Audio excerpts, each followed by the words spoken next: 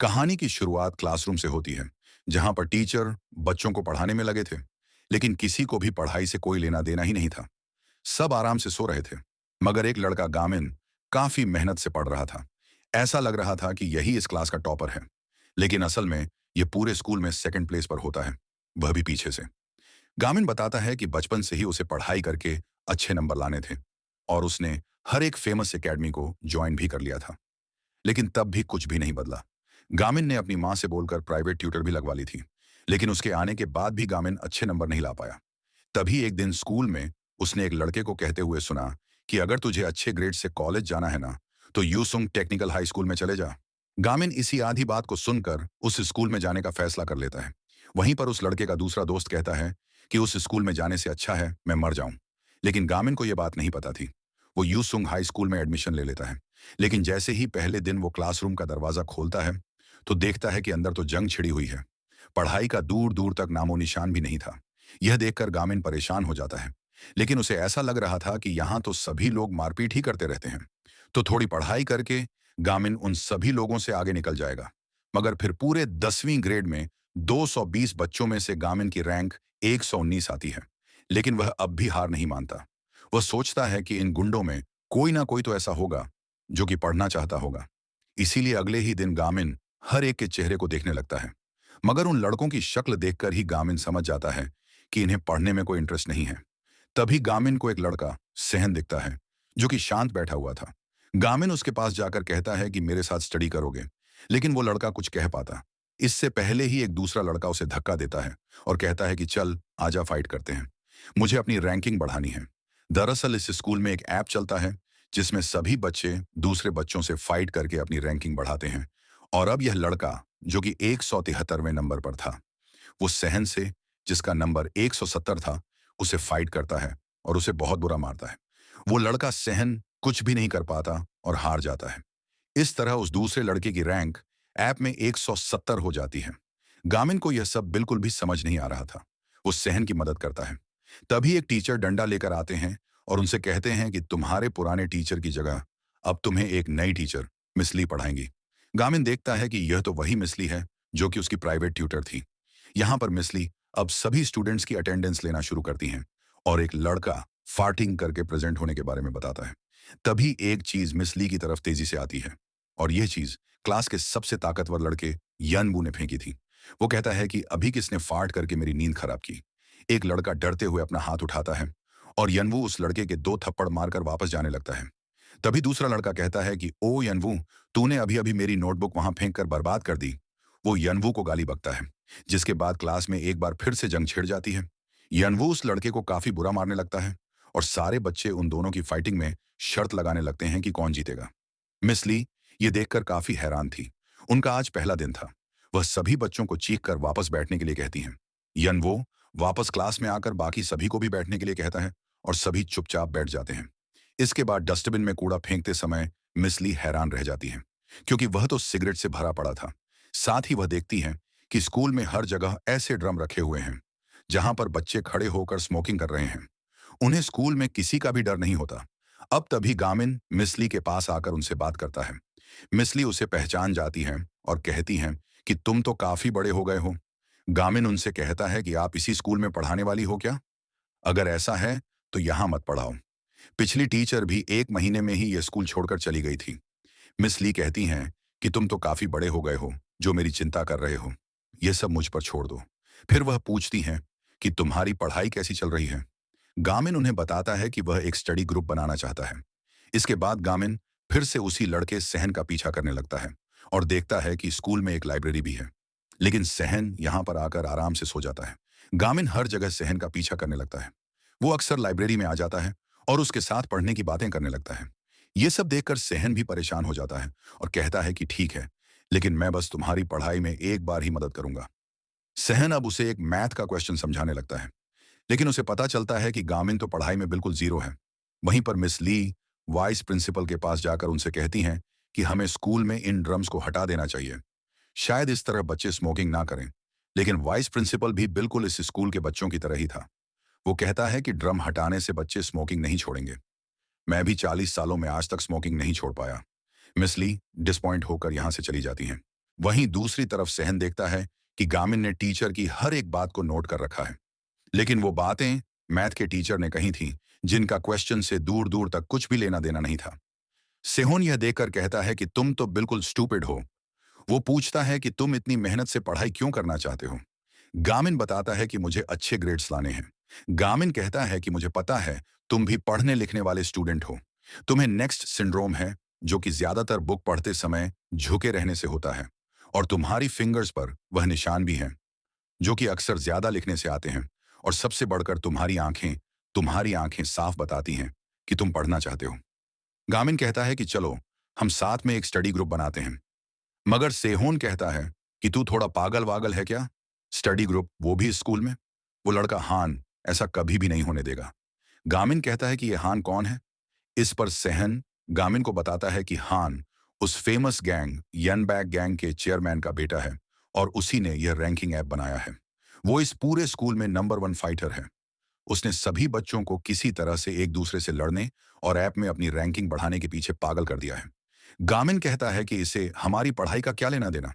गामिन सेहोन को उसकी मार्कशीट दिखाता है, जो कि उसे उस दिन उसका सामान उठाते समय मिली थी, और सेहन की रैंक पढ़ाई में सेकंड होती है। सेहोन यह देखकर थोड़ा इमोशनल हो जाता है। गामिन कहता है कि चलो स्टडी ग्रुप बनाते हैं और पढ़कर साथ में कॉलेज जाएंगे। लेकिन सहन उस रिजल्ट को लेता है और अपने दिल पर पत्थर रखकर उसे फाड़ कर फेंक देता है, और कहता है कि मुझे पढ़ाई नहीं करनी। ये बोलकर वो चला जाता है। फिर एक इवेंट के दौरान वाइस प्रिंसिपल उसी लड़के हान को एक अवार्ड देते हैं और कहते हैं कि यह हमारे स्कूल का सबसे बेहतरीन स्टूडेंट है। सेहोन भी यह सब देखकर उदास था। इसके बाद बाथरूम में उससे कोई टकराता है। सहन गुस्से में था। वो कहता है कि यह कौन है, लेकिन यह लड़का वही यानवू होता है। वो अब सहन को पीटने लगता है। सेहोन उससे फाइट बैक नहीं करता। यनवू कहता है कि अब तू कल मुझे 2 लाख 1 ला कर देगा। सेहोन कहता है कि मेरे पास तो इतने पैसे हैं ही नहीं। इधर मिस ली अब खुद ही सारे ड्रम्स को उठाकर एक जगह रखने लगती हैं। तभी उन्हें एक आवाज आती है। वो देखती हैं कि यहाँ पर यनवू सेहोन को पैसे ना देने की वजह से बहुत बुरा मार रहा है। मिस ली यह देखकर 2 टीचर्स को मदद के लिए बुलाने जाने लगती हैं, लेकिन वो डरपोक टीचर खुद ही यहाँ से भाग जाते हैं। मिस ली अब खुद ही सेहोन को बचाने जाने लगती हैं। तभी गामिन यहाँ पर आकर उन्हें इस मामले में पढ़ने से रोक देता है और कहता है कि मैं उसकी मदद खुद करूंगा। इसके बाद गामिन मास्क लगाकर फायर एक्सटिंग्विशर लेकर आता है और पूरी जगह में स्प्रे करके सहन को उठाकर भाग जाता है। वो सहन को एक जगह पर लाता है, लेकिन सहन उससे कहता है कि तुम ऐसा क्यों कर रहे हो? तुमने मेरी मदद क्यों की? वो बस मुझे मारकर इस बात को खत्म करने वाला था, लेकिन अब इस तरह भागने की वजह से वो मुझे रोज बुली करेगा। सहन कहता है कि मैं भी पढ़ाई करना चाहता हूँ, लेकिन ये बात अब जिंदगी और मौत की हो गई है। ये बोलकर सहन जाने लगता है। यन वो दोबारा उसके सामने आ जाता है और वो सहन को मारकर कहता है कि मैं जानता हूं वो दूसरा लड़का हमारी ही क्लास का था, बता वो कहां पर है। लेकिन सहन गामिन को इस मामले में नहीं खींचना चाहता था, इसलिए वो यनवू को कुछ भी नहीं बताता। तभी यनवो उसे बहुत बुरा मारता है और एक बेसबॉल बैट को तेजी से उसके मारता है, लेकिन गामिन अपनी एक ही किक से बैट को ही तोड़ देता है। दरअसल गामिन बचपन से ही रोज सुबह खड़ी ट्रेनिंग करता था। उसने कहीं पर सुना था स्ट्रैंग बॉडी स्ट्रैंग माइंड, इसीलिए उसने रोज सुबह खड़ी ट्रेनिंग करके अपने आप को बहुत ताकतवर बना लिया था। लेकिन इस सब से भी उसकी ग्रेड्स पर कोई असर नहीं पड़ा। खैर यहाँ पर एक ही पंच में गामिन यनवो को बेहोश कर देता है और सहन ये देखकर हैरान था। गामिन कहता है कि बुली होने की चिंता मत करो और मेरे स्टडी ग्रुप को ज्वाइन कर लो।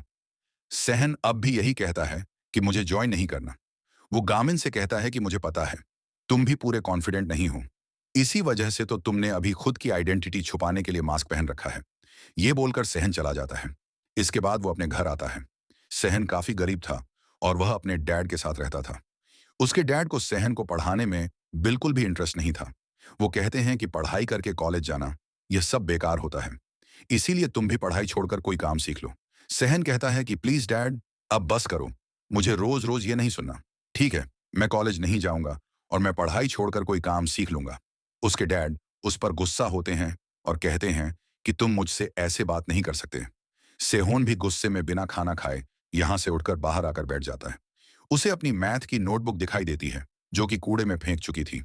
सेहोन पढ़ना चाहता था, लेकिन उसके हालात ऐसे नहीं थे कि वह पढ़ सके। और वहीं दूसरी तरफ गामिन भी पढ़ना चाहता था, लेकिन उसके साथ पढ़ने के लिए कोई तैयार ही नहीं था। बचपन से ही दूसरे बच्चों की माँ गामिन की माँ से कहती थी कि हमारे बेटे ने एक स्टडी ग्रुप ज्वाइन कर लिया है। गामिन को भी स्टडी ग्रुप ज्वाइन कर लेना चाहिए ताकि वह भी अच्छे नंबर ला पाए। गामिन भी दूसरे बच्चों के पास जाता था, लेकिन कोई भी उसे अपने स्टडी ग्रुप में ज्वाइन नहीं करता था। इससे गामिन को काफी बुरा लगता था। उसकी माँ भी उसे रोते हुए देखती है और कहती है कि अगर तुम पढ़ाई में अच्छे नहीं हो तो चिंता की कोई भी बात नहीं है, इससे कोई फर्क नहीं पड़ता। लेकिन गामिन को किसी भी तरह खुद को पढ़ाई में अच्छा बनाना था। वो आज भी इसी बारे में सोचता है। अब अगले दिन मिस ली उठती हैं।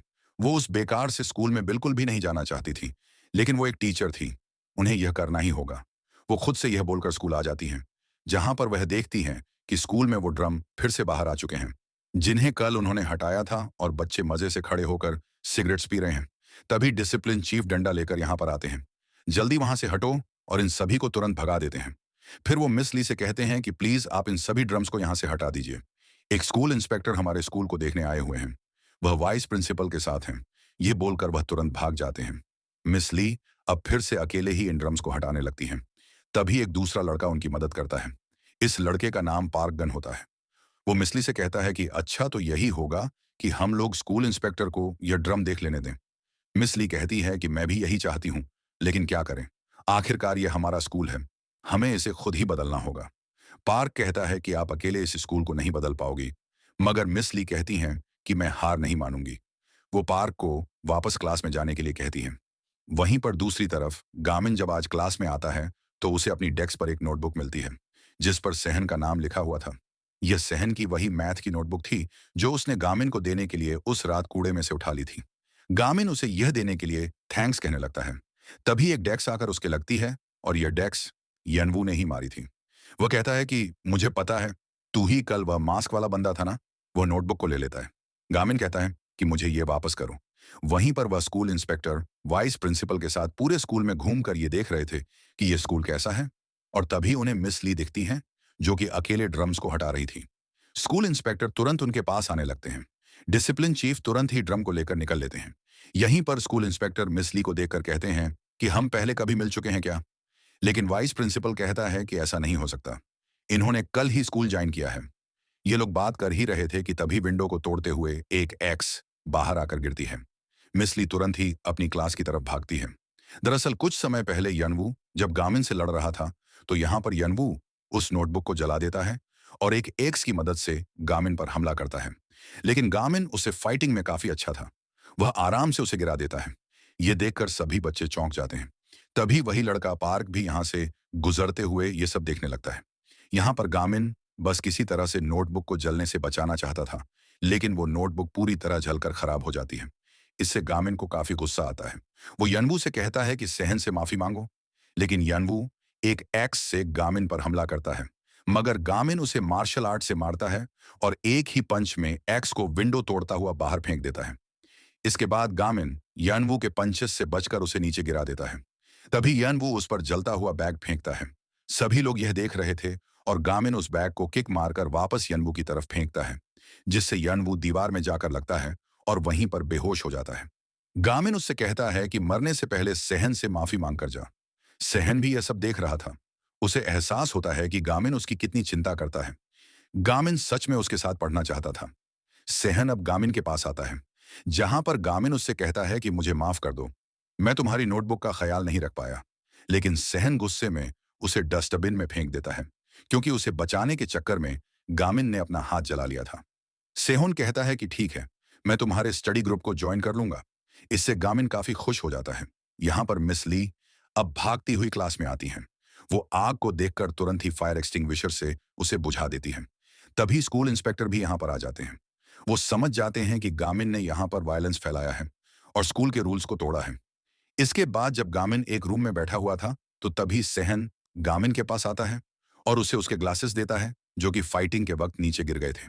गामिन कहता है कि तुम यहां से चले जाओ, अगर टीचर्स ने मेरे साथ तुम्हें यहां पर देख लिया तो तुम्हें भी पनिशमेंट मिल सकती है। सहन उसे थैंक्स कहता है, क्योंकि गामिन ने उसके लिए ही फाइट की थी। अब तभी मिस ली और वाइस प्रिंसिपल के साथ स्कूल इंस्पेक्टर यहां पर आ जाते हैं। सहन तुरंत ही निकल जाता है। वो अपनी क्लास की तरफ जाने लगता है। सभी लोग उसे देखकर साइड में हटने लगते हैं। तभी सहन को एहसास होता है कि उसके पीछे कोई तो है, और सारे बच्चे उन्हीं तीनों लड़कों को देखकर डर कर साइड में हट रहे थे। वह लड़के यनवो को पकड़कर स्कूल के नंबर 1 फाइटर और बॉस हान के पास लेकर आते हैं। यहाँ पर हान के साथ उसका सबसे करीबी पार्टनर हवान भी होता है, जिसके हाथ में एक गन थी।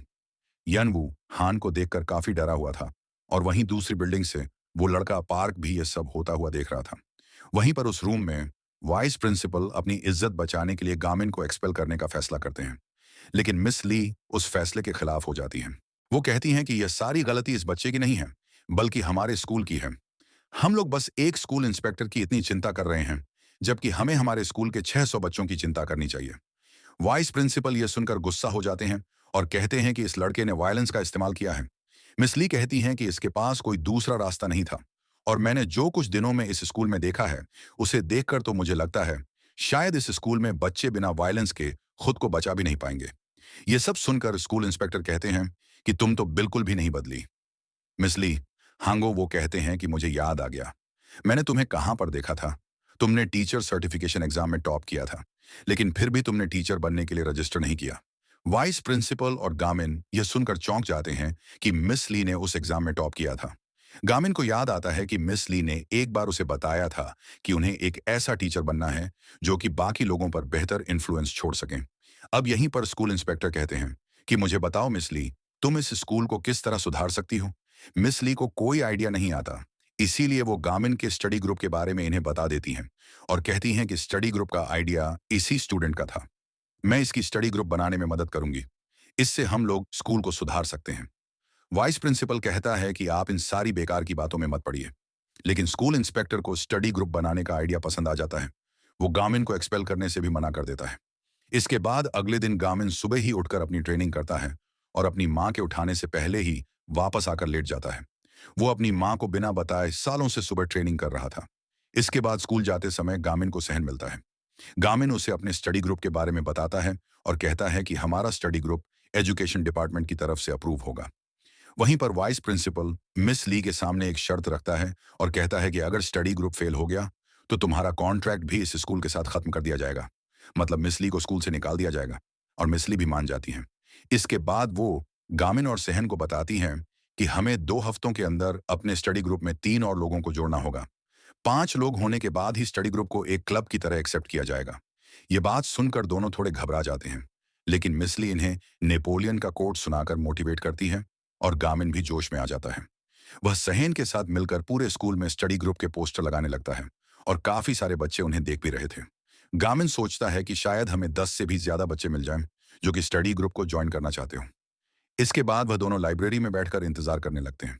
गामिन के पास एक स्टूडेंट की कॉल भी आती है, लेकिन उसे स्टडी ग्रुप को ज्वाइन नहीं करना था। वो कहता है कि मैं सामने वाली स्कूल में पढ़ने वाली एक लड़की को पसंद करता हूँ। क्या मुझे कुछ टिप्स मिल सकती हैं जिससे मैं उसके करीब हो जाऊं? गामिन उदास होकर फोन काट देता है। तभी एक लड़का गुस्से में यहां पर आ जाता है। गामिन को लगता है कि आखिरकार इन्हें इनका तीसरा मेंबर मिल ही गया, लेकिन असल में उस लड़के को पता चला था कि किसी ने यनवू को मारकर उसे हरा दिया है, और क्योंकि यह लड़का पूरे 10वीं ग्रेड में नंबर 3 का फाइटर होता है, इसीलिए अब यह गामिन को मारना चाहता है। लेकिन गामिन को लगता है कि वो स्टडी ग्रुप ज्वाइन करना चाहता है।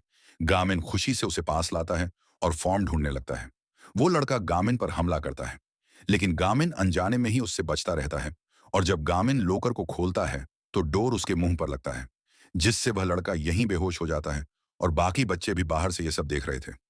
वो सोचते हैं कि गामिन तो बहुत ही बेहतरीन फाइटर है। यहीं पर सहन ये देखकर हैरान था। फिर पूरे स्कूल में दूसरे लड़के बाकियों को भी ये बात बताने लगते हैं कि गामिन तो पूरा मॉन्स्टर है, उसने बुरी तरह से उस तीसरी रैंक वाले को हरा दिया। इधर गामिन सहन से कहता है कि क्या वह लड़का दोबारा यहां पर आएगा?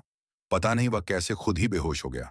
सेहोन उससे कहता है कि इंतजार मत करो, वह वापस नहीं आने वाला। वो यहां पर स्टडी ग्रुप को ज्वाइन करने आया ही नहीं था। तभी गामिन उठता है, जिससे सेहोन तो डर ही गया था। गामिन के पास एक नया आइडिया आया था। वो अब सेहोन के साथ खुद दूसरे बच्चों को देखने लगता है, क्योंकि गामिन के पास एक टैलेंट है। वो किसी की भी आंखें देखकर यह बता सकता है कि वह इंसान पढ़ाई करना चाहता है या फिर नहीं। गामिन अब हर जगह जाता है, लेकिन जहां भी वह जाता है वहां से बच्चे गायब हो जाते हैं, क्योंकि सभी अब उससे डरने लगे थे। तभी गामिन और सहन को पार्क दिखाई देता है। गामिन तुरंत उसके पास जाकर उसे भी स्टडी ग्रुप के बारे में बताता है और स्टडी ग्रुप को ज्वाइन करने के लिए कहता है। लेकिन पार्क कहता है कि तुम तो काफी कॉन्फिडेंट हो, या फिर तुम्हें परवाह ही नहीं कि तुम्हारे साथ आने वाले लोगों को कितना कुछ झेलना पड़ेगा। यह बोलकर पार्क चला जाता है। वहीं पर मिसली देखती हैं कि गामिन से पिटने के बाद वो लड़का हनवू एक बार भी स्कूल नहीं आया है।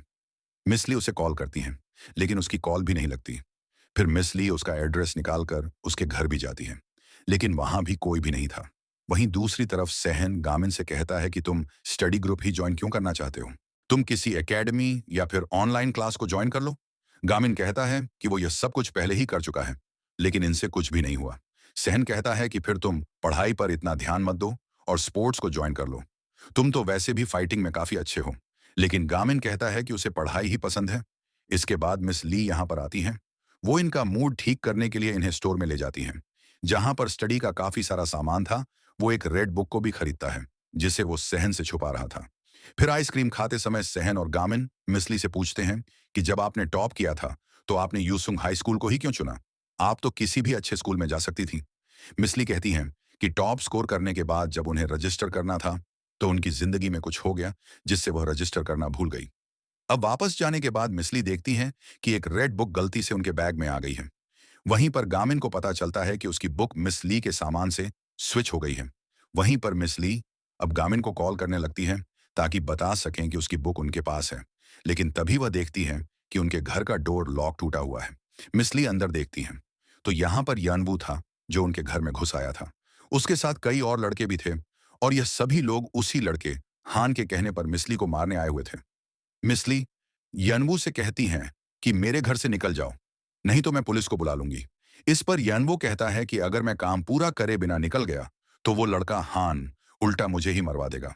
इधर गामिन देखता है कि मिसली ने उसे कॉल की थी। वो कॉल बैक करता है, लेकिन यनवू मिसली को कॉल नहीं उठाने देता और एक रोड से उन्हें मारने जाने लगता है। मगर तभी लाइट्स ऑफ होती हैं और एक लड़का यहाँ पर आकर इन्हें मारता है और मिसली को बचाकर लिफ्ट से ले जाने लगता है। यहाँ पर बाकी सभी लोग भी सीढ़ियों से इनके पास ही आने लगते हैं। वहीं मिसली देखती हैं कि उन्हें बचाने वाला वो लड़का पार्क है, जिसने उनकी पहले भी मदद की थी। यहाँ पर पार्क अब दोबारा नीचे पहुंचकर उन लड़कों से फाइट करता है।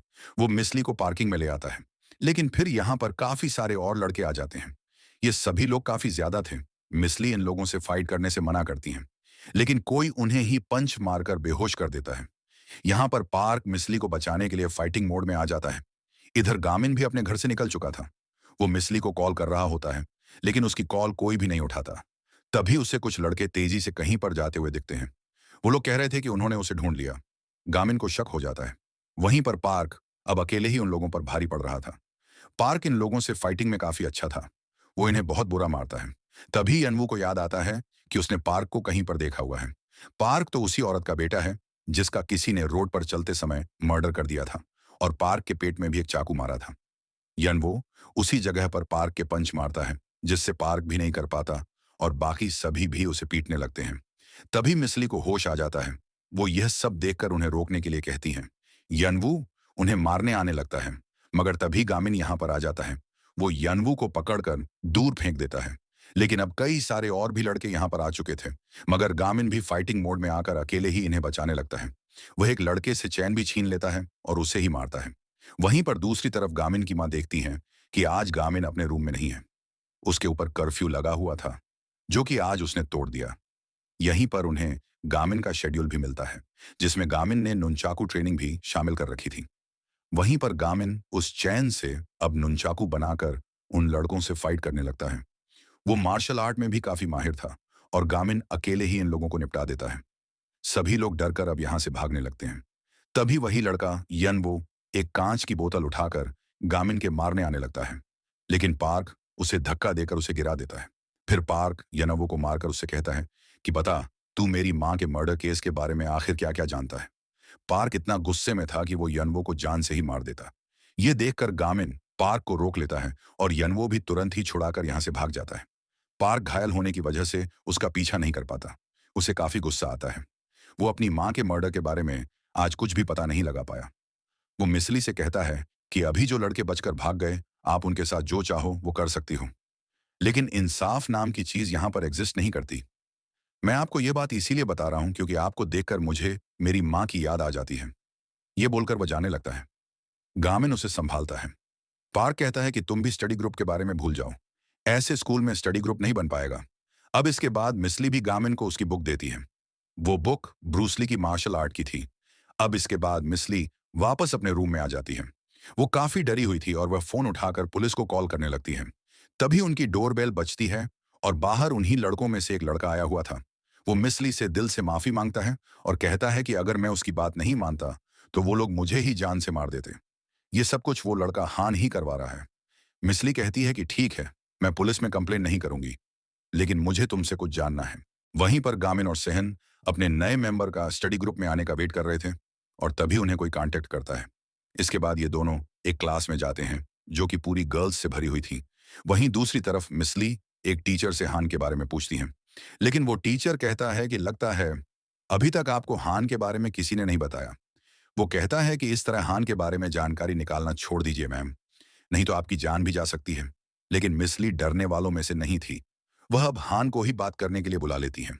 वहीं पर गामिन और सहन उसी लड़की को देखते हैं जिसने इनके पास स्टडी ग्रुप ज्वाइन करने के लिए कॉल की थी। उस लड़की का नाम जीवो होता है। सहन उसे देखकर कहता है कि इस लड़की को छोड़ देते हैं। ये लड़की उसी लड़के यनवो की बहन है जिसे तुमने मारा था।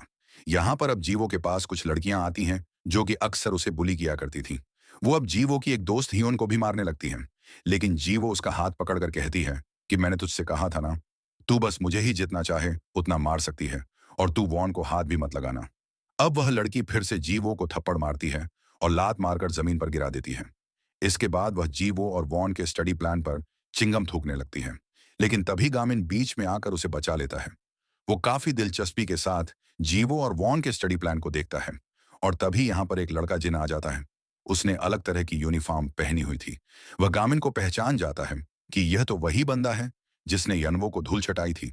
वह कहता है कि जी, वो मेरी गर्लफ्रेंड है। तू उसके साथ क्या कर रहा है? अब तभी सहन यहाँ पर आकर उसे ले जाता है। यहीं पर जिन अब जीवू से कहता है कि तुमने फिर से किसी और लड़के से बात की। अब तुम्हें सजा के तौर पर 3 बार मार खानी पड़ेगी। वो जीवू के हाथ पर 3 बार डंडा मारने लगता है। जी वो भी किसी वजह से उसकी बात मानने के लिए मजबूर थी। लेकिन गामिन यहाँ पर आकर ऐसा नहीं होने देता। वह इस लड़के के च्युइंगम फेंक कर मारता है और यह देखकर जिन गामिन को मारने वाला होता ही है कि तभी यहाँ पर डिसिप्लिन चीफ आ जाते हैं और उसे रोक देते हैं।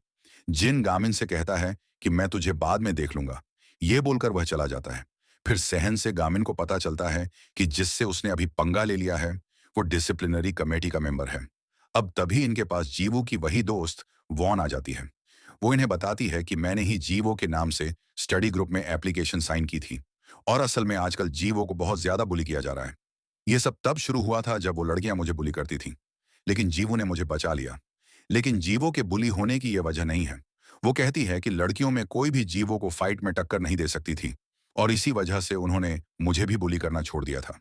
लेकिन फिर कुछ समय पहले की बात है, जब उसका भाई यनवू जॉब के दौरान किसी चीज को डिलीवर करने जा रहा था, तो किसी ने उस पर हमला किया और उसके सारे पैसे छीन लिए। और फिर जब यनवू पैसे छीन जाने के बाद उसी लड़के जिनके पास पैसे उधार मांगने गया, तो उसने पैसे देने का वादा किया और यनवू से एक जगह से थोड़े से पैसे चुरवाए और उसकी वीडियो रिकॉर्ड कर ली। और इसके बाद उसने यनवू को काफी सारे पैसे दिए थे। लेकिन क्योंकि अब उसके पास एक वीडियो थी जिसमें जीवू का भाई यनवू पैसे चुरा रहा था, तो उसी वीडियो की वजह से जिन जीवो को ब्लैकमेल करने लगा और फिर इसके बाद सभी लड़कियों ने भी उसे बुली करना शुरू कर दिया। वॉन कहती है कि अब मेरा भी कुछ समय बाद इस स्कूल से ट्रांसफर हो जाएगा और इसीलिए मैं जाने से पहले जीवो के लिए कुछ करना चाहती हूँ। वो कहती है कि मैं तुम्हारा स्टडी ग्रुप ज्वाइन करने के लिए तैयार हूँ, बस तुम उस वीडियो को किसी तरह से डिलीट करवा दो। गामिन तुरंत ही तैयार हो जाता है। सहन भी वॉन की मासूम सी शक्ल को देखता है और पिघल जाता है और यह काम करने के लिए तैयार हो जाता है। वहीं पर डिसिप्लिन कमेटी रूम में 2 मेंबर्स को वही पेन ड्राइव मिल जाती है और इन्हें समझ आ जाता है कि जरूर इसमें वही वीडियो है जिससे वो लड़का जिन जी वो को ब्लैकमेल करता है। लेकिन ये लोग वीडियो देख पाते इससे पहले ही जिन यहाँ पर आ जाता है और इन लड़कों को उठाकर पटकने लगता है। लेकिन फिर वो कहता है कि अगर तुम वीडियो देखना चाहते हो तो आ जाओ, वैसे भी अब मैं इस वीडियो को यूट्यूब पर डालने वाला हूँ। वो इन्हें बताता है कि मैंने उस यनवू को अपने पैसों से लोन नहीं दिया था, बल्कि वह तो उसी के पैसे थे जो कि मैंने उसे ही देकर उसकी वीडियो रिकॉर्ड करवा ली और यह सब कुछ हान का प्लान था। वह तो बिल्कुल जीनियस है। यहाँ गामिन पहले से ही अलमारी में आकर छुप गया था और वह ये सब सुन लेता है और फाइट करने के लिए तैयार हो जाता है। वहीं पर मिसली हान से बात कर रही थी। वह कहती हैं कि मुझे सब पता चल चुका है। तुमने ही उस लड़के यूनवो के साथ कुछ तो किया था। जिस वजह से वह तुम्हारी हर बात मानता था और लोगों को जान से मारने के लिए भी तैयार हो जाता था। तुम उसे अब बहुत इस्तेमाल कर चुके हो, इसीलिए अब उसे आजाद कर दो। लेकिन हान कहता है कि बस इतना ही। आपने मुझसे यह बोलने के लिए मुझे यहाँ पर बुलाया था। मैंने सुना था कि आप कोई स्टडी ग्रुप बना रही हो। मुझे लगा आप दिलचस्प इंसान होगी, लेकिन आप तो बाकी सब की तरह हो। वो कहता है कि अगर यन वो स्कूल नहीं आ रहा तो उसे इग्नोर कर दीजिए, लेकिन मिसली उसकी बातों में आने से मना कर देती है। वहीं पर गामिन अलमारी से बाहर निकलकर अब उन लड़कों को मारकर गिरा देता है। वो पेन ड्राइव को देखता है जो कि सीपीयू में लगी हुई थी। कुछ समय तक गामिन जिनसे फाइट में पिटता रहता है और चालाकी से पेन ड्राइव निकालकर अपने पास रख लेता है। इसके बाद वह जिन को बजाना शुरू कर देता है। जिन उसके सामने फाइटिंग में कुछ भी नहीं था। गामिन उसे मारकर जाने लगता है, लेकिन तभी दो और मेंबर्स यहां पर आ जाते हैं। गामिन उन्हें भी अंदर खींच लेता है। दूर से सहन और वॉन ये सब देख रहे थे। उन्हें लगता है कि गामिन खतरे में है। सहन कहता है कि चलो तुम और मैं फाइट करते हैं। तुम मुझे तेज से चीख कर गाली बकना, जिसके बाद हम दोनों लड़ने लगेंगे, और जब डिसिप्लिन कमेटी के मेंबर्स हमारी लड़ाई छुड़ाने आएंगे तो गामिन बचकर निकल जाएगा। लेकिन वॉन कहती है कि मैंने आज तक किसी को भी चीख कर गाली नहीं बकी और मैं यह नहीं कर पाऊंगी। अब तभी जीवो भी यहाँ पर आ जाती है। वहीं पर रूम में गामिन अकेले ही उन सभी को मार रहा था और तभी फाइट करते हुए पेन ड्राइव नीचे गिर जाती है। गामिन उसे पकड़ता है, लेकिन वो लड़के गामिन से वह छीनने की पूरी कोशिश करने लगते हैं। तभी जिन उठता है और कहता है कि मैंने वह वीडियो पहले ही कंप्यूटर में कॉपी कर ली थी और अब जिन उस वीडियो को इंटरनेट पर अपलोड करने लगता है। गामिन यह देखकर अपने आप को छुड़ाने की पूरी कोशिश करता है और वहीं पर जीवो को भी सारी बातें पता चल जाती हैं। वह अब जिन से लड़ने के लिए रूम की तरफ बढ़ने लगती है, मगर तभी गामिन पूरा का पूरा कंप्यूटर ही उठाकर भागता हुआ बाहर आ जाता है। वह भागता हुआ उसे लेकर जा रहा था, लेकिन गामिन का पैर फिसलता है और सीपीयू लुढ़कता हुआ सहन के पास चला जाता है। गामिन डिसिप्लिन कमेटी के सभी मेंबर्स को रोकता है और सहन से कहता है कि इसमें वही वीडियो है, इसे लेकर भागो। सहन जिन को अपनी तरफ आता हुआ देखता है और उसे उठाकर भागने लगता है। वह भागता हुआ छत पर आ जाता है, लेकिन जिन भी यहां पर आ जाता है। तभी सहन पूरे के पूरे सीपीयू को यहां से नीचे फेंक कर खत्म कर देता है। यह देखकर अब जिन उसे मारने आने लगता है।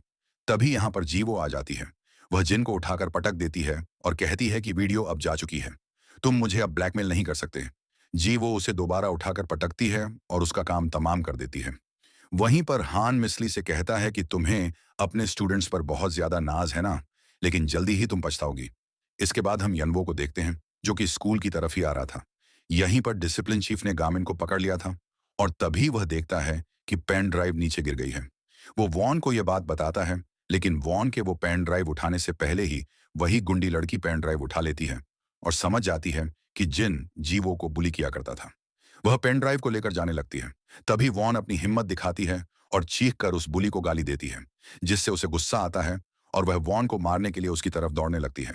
लेकिन वॉन भी उसे धक्का देकर उससे पेन ड्राइव छीन लेती है। जी वो भी यहाँ आकर यह देखती है और वो वॉन की इतनी बहादुरी देखकर उसकी तारीफ करती है। यहीं पर अब एक लड़का जिनको उठाकर वापस ले जा रहा था और तभी यनवो यहाँ पर आ जाता है।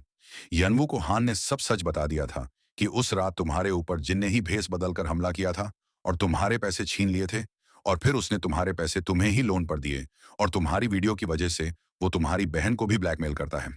हान उसे एक चाकू देता है और अब यह सब जानने के बाद यनवो जिन के चाकू मार देता है।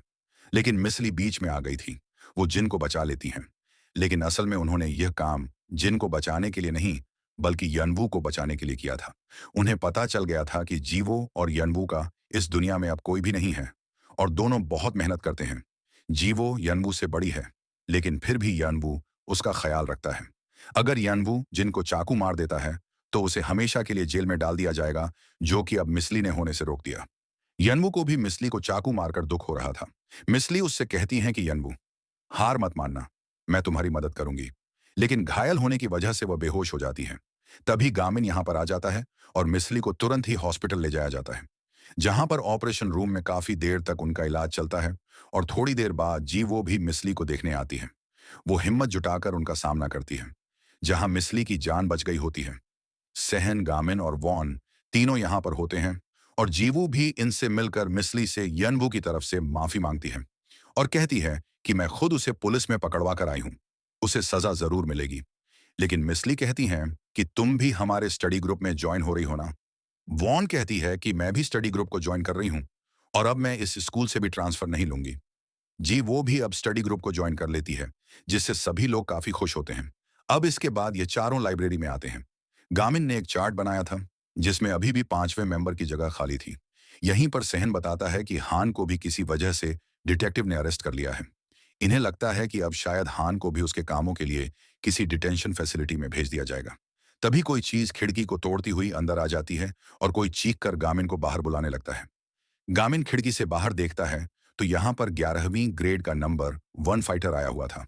और जिन को पीटने के बाद गामिन की खबर पूरे स्कूल में और बढ़ गई थी। और क्योंकि जिन 11वीं ग्रेड में था, इसीलिए अब 11वीं ग्रेड का नंबर 1 फाइटर गामिन से लड़ना चाहता है।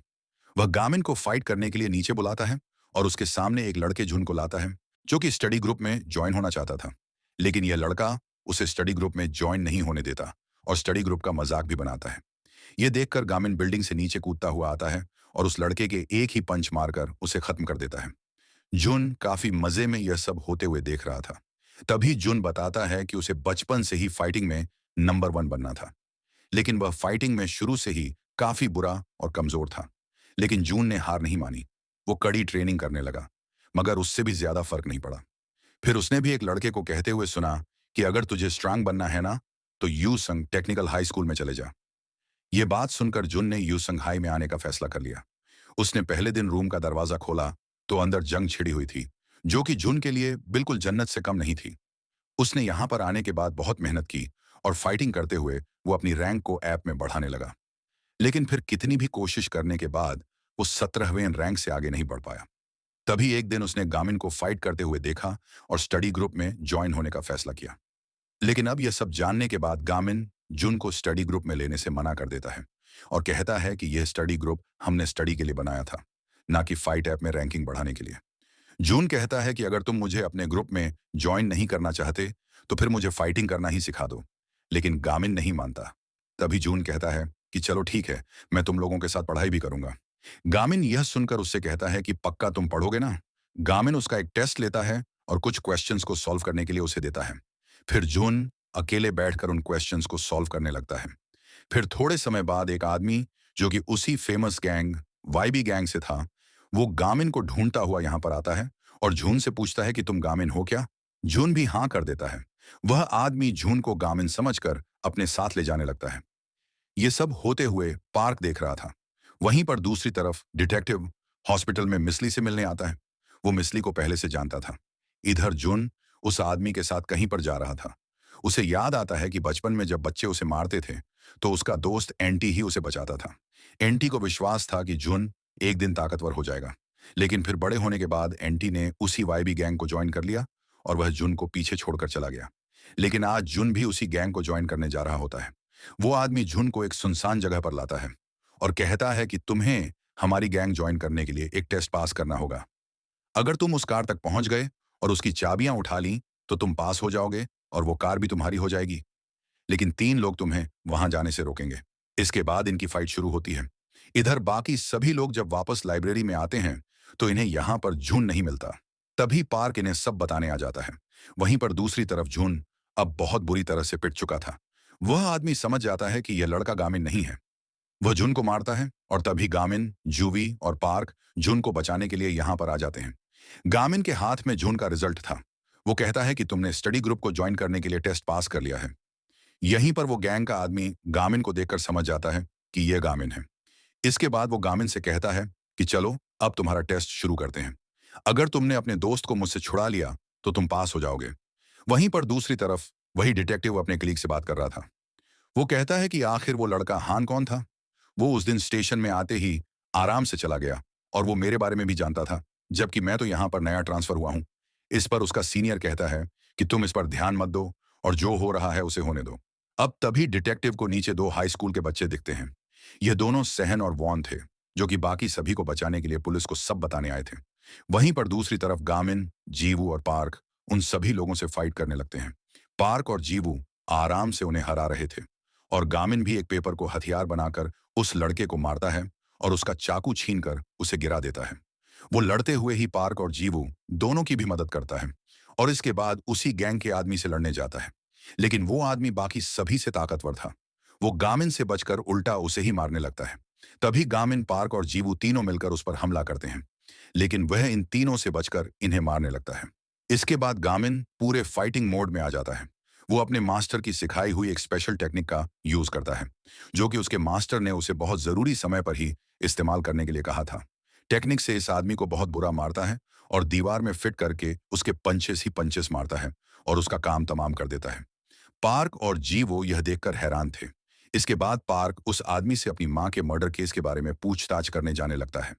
तभी वही कार, जो कि अब तक खड़ी हुई थी, वो गामिन की तरफ बढ़ती है, लेकिन जून सही मौके पर उठकर गामिन को बचा लेता है। इसके बाद कार के अंदर से हान का वही साथी हवान निकलता है। वो गामिन से कहता है कि ओए गामिन, तू तो काफी इंटरेस्टिंग है, हमारी गैंग को ज्वाइन करेगा, तुझे मैनेजर की पोस्ट मिल सकती है। लेकिन गामिन मना कर देता है और कहता है कि मैं अपने दोस्तों के साथ कॉलेज जाऊंगा। हवान इनका मजाक उड़ाता है और तभी उसे पार्क दिखता है। वह पार्क की मां के मर्डर केस के बारे में कोई बात जानता था और इसी वजह से वह यहाँ से निकलने लगता है। पार्क भी सच पता लगाने के लिए उसके पीछे जाता है। सेयन और वॉन भी पुलिस को लेकर यहाँ पर आ चुके थे, जिसके बाद उस गैंग के लोगों को अरेस्ट कर लिया जाता है। डिटेक्टिव इन सभी को बताता है कि आजकल पुलिस स्टेशन के हालात भी अच्छे नहीं चल रहे हैं, हर जगह करप्शन है, इसीलिए मैं तुमसे कुछ भी पक्का नहीं कह सकता, लेकिन अगर तुम्हारे साथ कुछ ऐसा दोबारा हो तो यह रहा मेरा कार्ड, मुझे तुरंत ही कॉल करना। इसके बाद डिटेक्टिव यहाँ से चला जाता है। गामिन भी तुरंत ही अपने घर की तरफ निकलता है। वो अपनी माँ से कहता है कि मैं आ ही रहा हूँ। दरअसल गामिन के ऊपर उसकी माँ ने कर्फ्यू लगा रखा था और उसे रात 10 बजे से पहले घर पहुंचना होता था, लेकिन कुछ दिनों से गामिन बार बार अपना कर्फ्यू तोड़ने लगा है, जिससे उसकी माँ को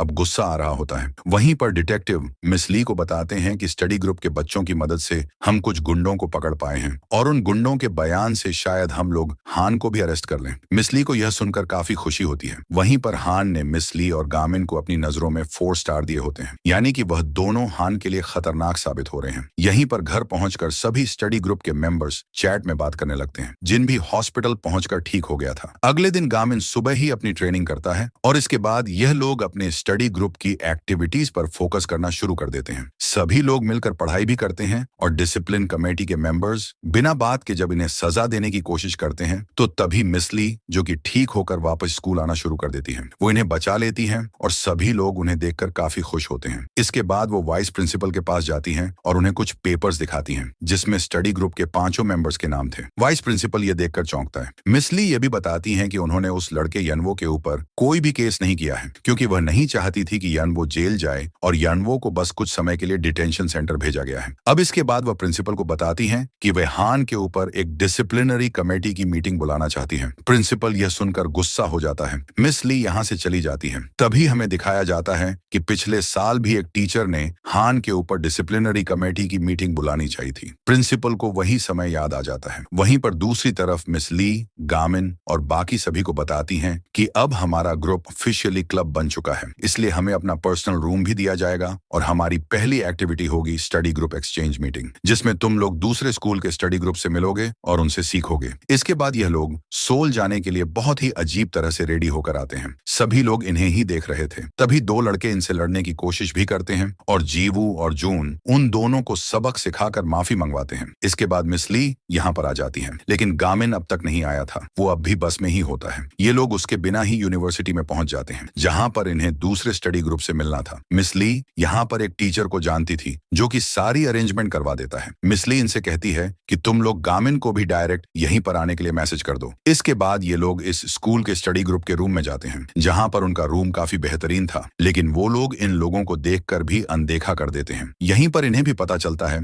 कि इस स्टडी ग्रुप का भी एक मेंबर अभी तक नहीं आया है। मिस ली कहती हैं कि कोई बात नहीं, हमारा भी एक मेंबर अभी तक नहीं पहुंचा है, इसलिए हम मीटिंग को कुछ समय बाद शुरू कर सकते हैं। इसके बाद यह लोग एक दूसरे के सामने बैठ जाते हैं। सहन और वॉन काफी ज्यादा नर्वस थे, लेकिन जीवू और जून को साफ दिख रहा था कि यह लोग मन ही मन हमें गवार कह रहे हैं। जून कहता है कि आखिर गामिन कहाँ पर रह गया, तुमने उसे मैसेज किया था ना? जीवो हाँ करती है। तभी जून देखता है कि जीवू ने स्कूल का नाम लिखते समय स्पेलिंग मिस्टेक कर दी थी और मानिल हाई की जगह मानिक हाई स्कूल लिख दिया होता है। जीवो कहती है कि शायद इस जगह पर कोई इस नाम का स्कूल होगा, लेकिन गामिन ने इसी नाम का स्कूल ढूंढ निकाला था और गामिन वहां पर जाने लगता है। अब इसके बाद हम हान को देखते हैं, जिसने अपने स्कूल को छोड़कर उसी शहर के दूसरे स्कूल में जाकर वहां पर सारे फाइटर्स को बहुत बुरी तरह से मारा होता है और वह इन्हें भी अपने गैंग में शामिल होने के लिए मजबूर कर देता है। इस तरह हान इनके स्कूल पर भी राज करने लगेगा। वो कहता है कि मैं अपने डैड, जो कि वाइस IB गैंग के लीडर हैं उनसे भी आगे निकलूंगा। इधर दूसरी तरफ स्टडी ग्रुप की एक्सचेंज मीटिंग बिल्कुल भी अच्छी नहीं जाती और जीवो की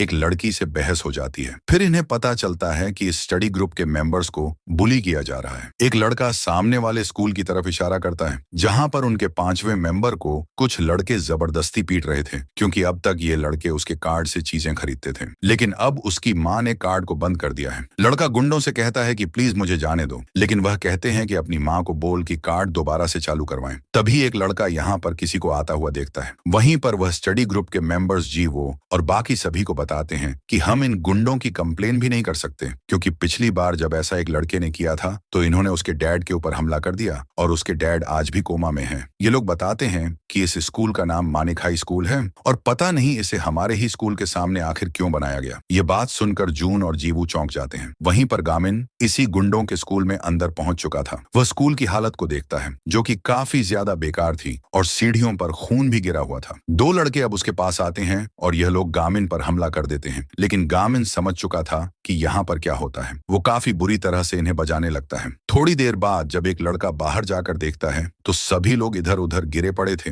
और गामिन उसे भी मारता है और माने लहाई के स्टूडेंट को उसके ग्लासेस वापस कर देता है। तभी सहन और बाकी सभी लोग उसे कॉल पर बताते हैं कि वह गलत स्कूल में पहुंच गया है, उसे मानेल हाई स्कूल में आना था। अब इसी कॉल के दौरान उसी स्कूल का सबसे पावरफुल फाइटर यहाँ पर आ जाता है। ये लोग कॉल पर ही गामिन और उसकी फाइटिंग की आवाजें सुनते हैं और सोचते हैं कि बेचारा वो लड़का तो अब गया। इधर गामिन अब उस लड़के को बहुत बुरा मारने लगता है और कुछ ही समय में उसका काम तमाम कर देता है। इसके बाद वो उस लड़के को बचाकर मानेलाई में आ जाता है और ये लोग अपनी एक्टिविटी को शुरू करते हैं और उस दूसरे स्टडी ग्रुप से काफी कुछ सीखते हैं। फिर जाते समय वही लड़की जीवो से रूडली बात करने के लिए माफी मांगती है और तभी वही लड़का गामिन को भी साइड में लेकर जाता है और उसे गुंडों से बचाने के लिए थैंक्स भी बोलता है और उससे माफी भी मांगता है, क्योंकि बचपन में उसने एक बार गामिन को अपने स्टडी ग्रुप में शामिल करने से मना कर दिया था। गामिन को भी याद आ जाता है कि यह तो वही लड़का है। वो लड़का गामिन की काफी ज्यादा तारीफ करता है। इसके बाद यह लोग वापस आ जाते हैं। इन्हें फाइनली अपना अलग एक रूम मिल जाता है जो कि धूल मट्टी से भरा हुआ था, लेकिन गामिन बाकी सभी लोगों के साथ मिलकर यहाँ की सफाई करता है और यह लोग इस रूम को पहले से बेहतर बनाने लगते हैं। मिस ली भी इन्हें देखती हैं और मुस्कुराकर चली जाती हैं। वो एक टीचर के पास आती हैं और उनसे सपोर्ट मांगती हैं ताकि हान के ऊपर कमेटी मीटिंग बिठाई जा सके।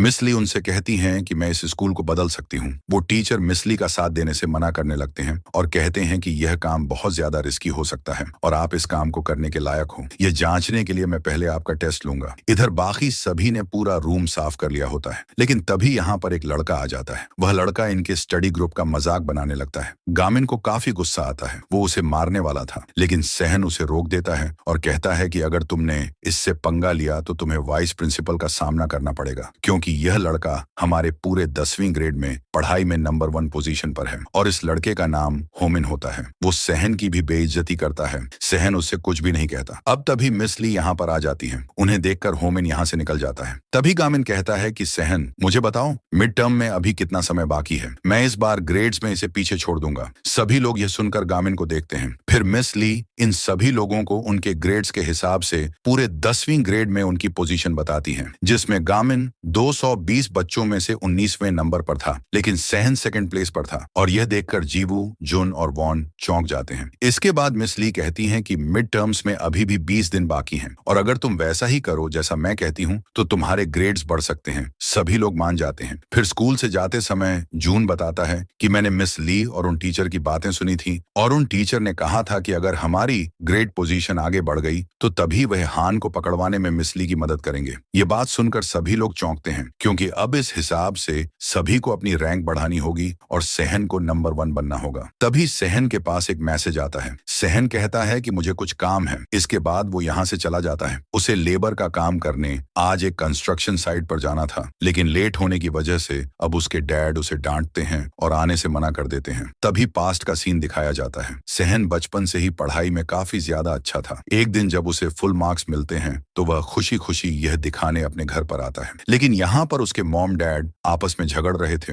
और और यह देखकर सहन को काफी दुख होता है। और बचपन से ही वो लड़का होमिन सहन को इसी बात पर बुली भी किया करता था। अब तभी जाते समय वॉन भी सहन के पास आ जाती है। वो कहती है कि मैं भी इसी रास्ते से जा रही हूँ। ये दोनों साथ में जाने लगते हैं। वॉन कहती है कि तुमने मेरी उस दिन मदद की थी और मुझे बचाया था, उसके लिए थैंक्स, और तुम ही मेरे साथ पुलिस स्टेशन भी गए थे। अगर तुम नहीं होते तो मैं अकेले कुछ भी नहीं कर पाती। सेहोन कहता है कि मैंने तो कुछ भी नहीं किया, असली काम तो गामिन ने किया था। उसने गुंडों को मारकर जिनको बचाया था और दूसरे स्टडी ग्रुप वाले लड़के को भी गामिन ने ही बचाया था। वो तो किसी सुपर हीरो की तरह है। वो कहती है कि तुम भी काफी अच्छे हो, तुम अपने आप को कम मत समझो। याद है तुमने ही डिसिप्लिन कमेटी के मेंबर के सामने वो कंप्यूटर फेंक दिया था, तुम भी ताकतवर हो। सहन को इससे थोड़ी खुशी होती है। अब तभी होमिन और बुल्ली गैंग की लड़कियां इन्हें देख लेती हैं। होमिन दोबारा सहन को परेशान करने लगता है। वॉन जब कुछ कहती है तो वह लड़की वॉन को भी मारती है और यह देखकर सहन को गुस्सा आ जाता है। वो फाइट बैक करता है लेकिन आखिर में वह पिट जाता है। तभी यहाँ पर गामिन आ जाता है। वो होमिन को अपने एक हाथ से ही मारकर खत्म कर देता है और जब लड़कियां वीडियो बनाने की कोशिश करती हैं तो गामिन एक ही किक में उनके फोन्स को भी हवा में उड़ा देता है और यह देखकर सभी भाग जाते हैं। लेकिन सहन गामिन के बीच में आने से खुश नहीं था। वह जाने लगता है। गामिन कहता है कि हमने उन्हें हरा दिया, खुश हो जाओ। लेकिन सहन कहता है कि हमने नहीं बल्कि तुमने उन्हें हराया है। वह दुखी होकर जाने लगता है और घर आते ही उसके डैड भी उसे मारते हैं क्योंकि आज वह काम पर नहीं आया था। वो कहते हैं कि अगर तुम काम नहीं करोगे तो वह कर्जा कैसे चुकाओगे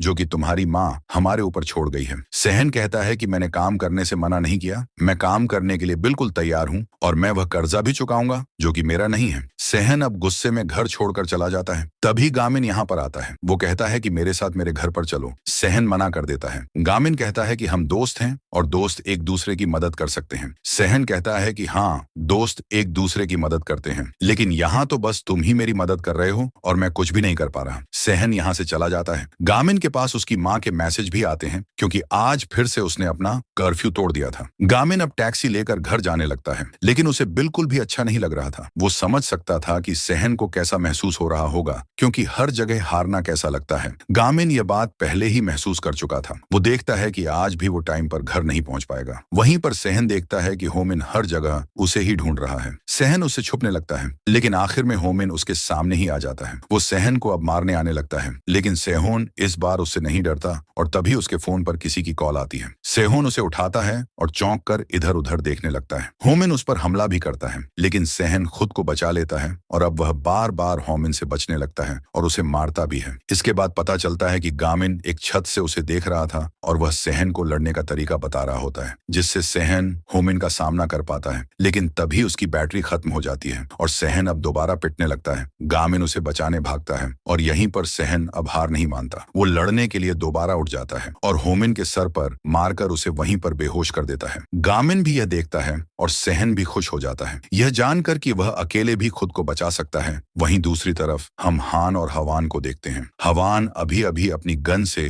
किसी का असोल्ट करके आया होता है और उसे ऐसा करके बहुत मजा आया था। दूसरी तरफ गामिन अब सहन को लेकर अपने घर में आ जाता है। गामिन की माँ बाहर ही बैठकर उसका इंतजार कर रही थी। वो कहती हैं कि तुम आज फिर से लेट हो और तुमने अपना फोन भी नहीं उठाया। गामिन उन्हें समझाने की कोशिश करता है लेकिन वो कहती हैं कि कल स्कूल ट्रांसफर करने के लिए तैयार रहना। गामिन अब परेशान हो जाता है। सहन उससे कहता है कि शायद वह सच में तुम्हारा स्कूल ट्रांसफर नहीं करवाएंगी, वह बस गुस्सा है। लेकिन गामिन कहता है कि वह सीरियस थी। उन्होंने जब भी मुझसे कुछ करने के लिए कहा है तो उन्होंने हमेशा इसी तरह अपना फैसला सुनाया है। तभी उसकी माँ यहाँ पर आती है। उनके पास कुछ पेपर्स थे। वो गामिन से कहती हैं कि इनमें से अपने लिए कोई दूसरा स्कूल चुन लो, हम कल ही तुम्हारा ट्रांसफर करवाने के लिए स्कूल जाएंगे। अब इसके बाद रात में गामिन सहन को बताता है कि मिस ली उसकी प्राइवेट ट्यूटर भी रह चुकी है। गामिन कहता है कि लेकिन अब इस सब का कोई भी मतलब नहीं है। तभी सहन पूछता है कि जब तुम्हारी माँ को तुम्हारे कम ग्रेड से कोई दिक्कत नहीं है और तुम्हें पैसों की भी चिंता नहीं करनी पड़ती तो तुम इतनी मेहनत से पढ़कर अच्छे ग्रेड्स क्यों लाना चाहते हो। गामिन कोई जवाब नहीं देता। दरअसल गामिन के डैड एक बहुत ही सक्सेसफुल इंसान थे और इसी वजह से सभी लोग बचपन से ही गामिन के ऊपर प्रेशर बनाने लगे थे कि गामिन भी एक दिन अपने डैड जितना ही सक्सेसफुल इंसान बनेगा। लेकिन गामिन पढ़ाई में बिल्कुल जीरो था और इसी वजह से फिर लोगों ने उससे उम्मीद लगाना ही छोड़ दी। गामिन कहता है कि उस समय बहुत बुरा लगता है जब कोई तुमसे कोई उम्मीद ही ना रखे। सहन के साथ भी कुछ ऐसा ही था। वो कहता है कि हाँ, मैं समझ सकता हूँ। बाद अगले ही दिन गामिन की मॉम यूसंग हाई स्कूल में आती है। वह समझ चुकी थी कि गामिन यहाँ पर रहकर बस अपना टाइम वेस्ट करेगा, इसीलिए वो उसका ट्रांसफर सियोल के स्कूल में करवाने जाने लगती है। सेहोन और बाकी सभी लोग उन्हें रोकने की कोशिश करते हैं ताकि मिस ली मिसली यहाँ पर आकर उनसे बात कर सकें और सभी लोग उन्हें रोकने के लिए कुछ ना कुछ कह रहे थे। तभी वह जाने लगती हैं और यह देखकर वॉन कहती है कि मैं गामिन के बच्चे की मां बनने वाली हूं। यह सुनकर गामिन खुद ही अपनी मां से कहता है कि चलो मॉम अब चलते हैं। वह यहाँ से जाने लगती है। तभी मिस ली भी टैक्सी लेकर यहाँ पर आ जाती हैं। फिर ये सभी लोग एक गाड़ी को लेकर उनका पीछा करने लगते हैं। मिस ली काफी स्पीड में गाड़ी चला रही थी, लेकिन तभी इनके सामने एक लड़का बाइक रोकता है, जिससे इन्हें बीच में ही रुकना पड़ता है। और फिर यहाँ पर कई सारे और भी लड़के आ जाते हैं। इनमें वही 11वीं ग्रेड का नंबर 1 फाइटर था, जो कि अब इनसे बदला लेने आया होता है। लेकिन जीवो और जून मिलकर इन सभी लोगों से फाइट करते हैं और इन्हें मारने लगते हैं। इसके बाद जून कहता है कि मैं अकेले ही इन सभी को संभाल लूंगा, तुम सभी लोग गामिन के पीछे जाओ। इसके बाद मिस ली दोबारा से गाड़ी भगाती है और यह लोग गामिन के पीछे जाने लगते हैं। यहीं पर जून अब उस 11वें ग्रेड के नंबर 1 फाइटर से लड़ने के लिए तैयार था। वो पहले कई बार हार चुका था, लेकिन गामिन से मिलने के बाद उसने रोज सुबह गामिन के साथ ट्रेनिंग करना स्टार्ट कर दी थी और गामिन ने उसे अपनी एक स्पेशल टेक्निक भी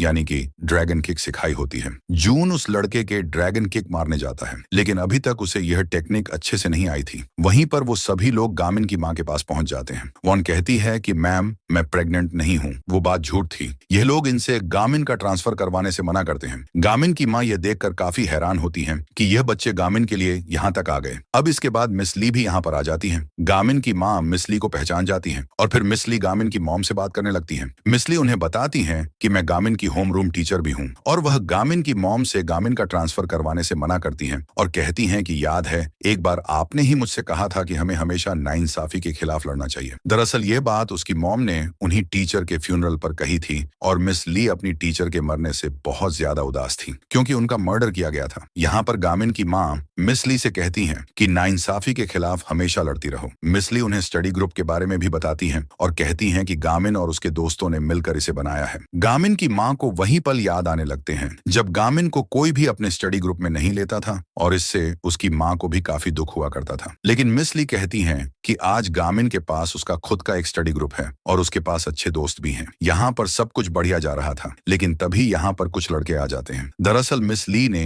वाइस प्रिंसिपल के पास कुछ पेपर्स भेजे थे, जिसमें एजुकेशन डिपार्टमेंट से इस स्कूल में इंस्पेक्शन करने की रिक्वेस्ट की जा रही थी ताकि हान की स्कूल में गुंडागर्दी रोकी जा सके। लेकिन ये पेपर्स हान तक भी पहुंच गए और हान ने ही मिस ली को मरवाने के लिए इन लड़कों को और हवान को गन देकर यहाँ पर भेजा होता है। मिस ली इनसे कहती हैं कि तुम्हें जो करना है थोड़ी देर बात कर लेना, अभी यहाँ पर बहुत जरूरी बात चल रही है। लेकिन वह लोग अब नहीं मानते और मिस ली पर हमला करने आने लगते हैं। गामिन मिस ली को बचाने के लिए बिल्कुल तैयार हो जाता है, लेकिन तभी उससे पहले ही कोई उस लड़के को हवा में उड़ा देता है और यह किक गामिन की मॉम ने मारी थी, क्योंकि गामिन की मॉम भी कोई नॉर्मल लेडी नहीं थी, बल्कि वो टाइकेंडो एसोसिएशन की डायरेक्टर थी। इसके बाद गामिन की मॉम कहती हैं कि बच्चों अब जो यहाँ पर होने वाला है वो जाकर अपने माँ बाप को मत बताना, क्योंकि मुझे पसंद नहीं दो बच्चों के पेरेंट्स आपस में फाइट करें। इसके बाद गामिन की मॉम, गामिन और जीवू इन लोगों को मारना शुरू कर देते हैं। गामिन अपनी मॉम को जीवू के बारे में बताता है, जो कि काफी अच्छी फाइटर थी। सेहन और वॉन के बारे में भी उन्हें बताता है, जो कि पुलिस को कॉल करने की कोशिश कर रहे थे। यहाँ पर मिस ली भी तुरंत ही उन्हीं डिटेक्टिव को कॉल कर देती है और तभी हवान मिस ली के ऊपर गोली चलाता है, लेकिन उसका निशाना चूक जाता है, मगर वह दोबारा गन पॉइंट करता है। गामिन की माँ मिस ली को बचाने भागती है और गामिन गन पकड़कर मोड़ देता है, लेकिन इससे वहां पर लगा हुआ ग्लास टूट जाता है। गामिन की माँ मिस ली को बचा लेती है और टूटता हुआ ग्लास गामिन की माँ के ऊपर गिरता है, जिससे वह काफी ज्यादा जख्मी हो जाती है। ये देखकर गामिन काफी ज्यादा शॉक में चला जाता है। अब अगले ही दिन गामिन सुबह उठता है, वह सीधा स्कूल जाने लगता है। आज गामिन बहुत ज्यादा गुस्से में था। वह डायरेक्ट छत पर जाकर हान को मारने वाला था, लेकिन यहाँ पर हान के 3 बॉडीगार्ड स्टूडेंट उसे पकड़ लेते हैं। हान गामिन के पास आता है और कहता है कि लगता है तू अपनी माँ के हॉस्पिटलाइज होने से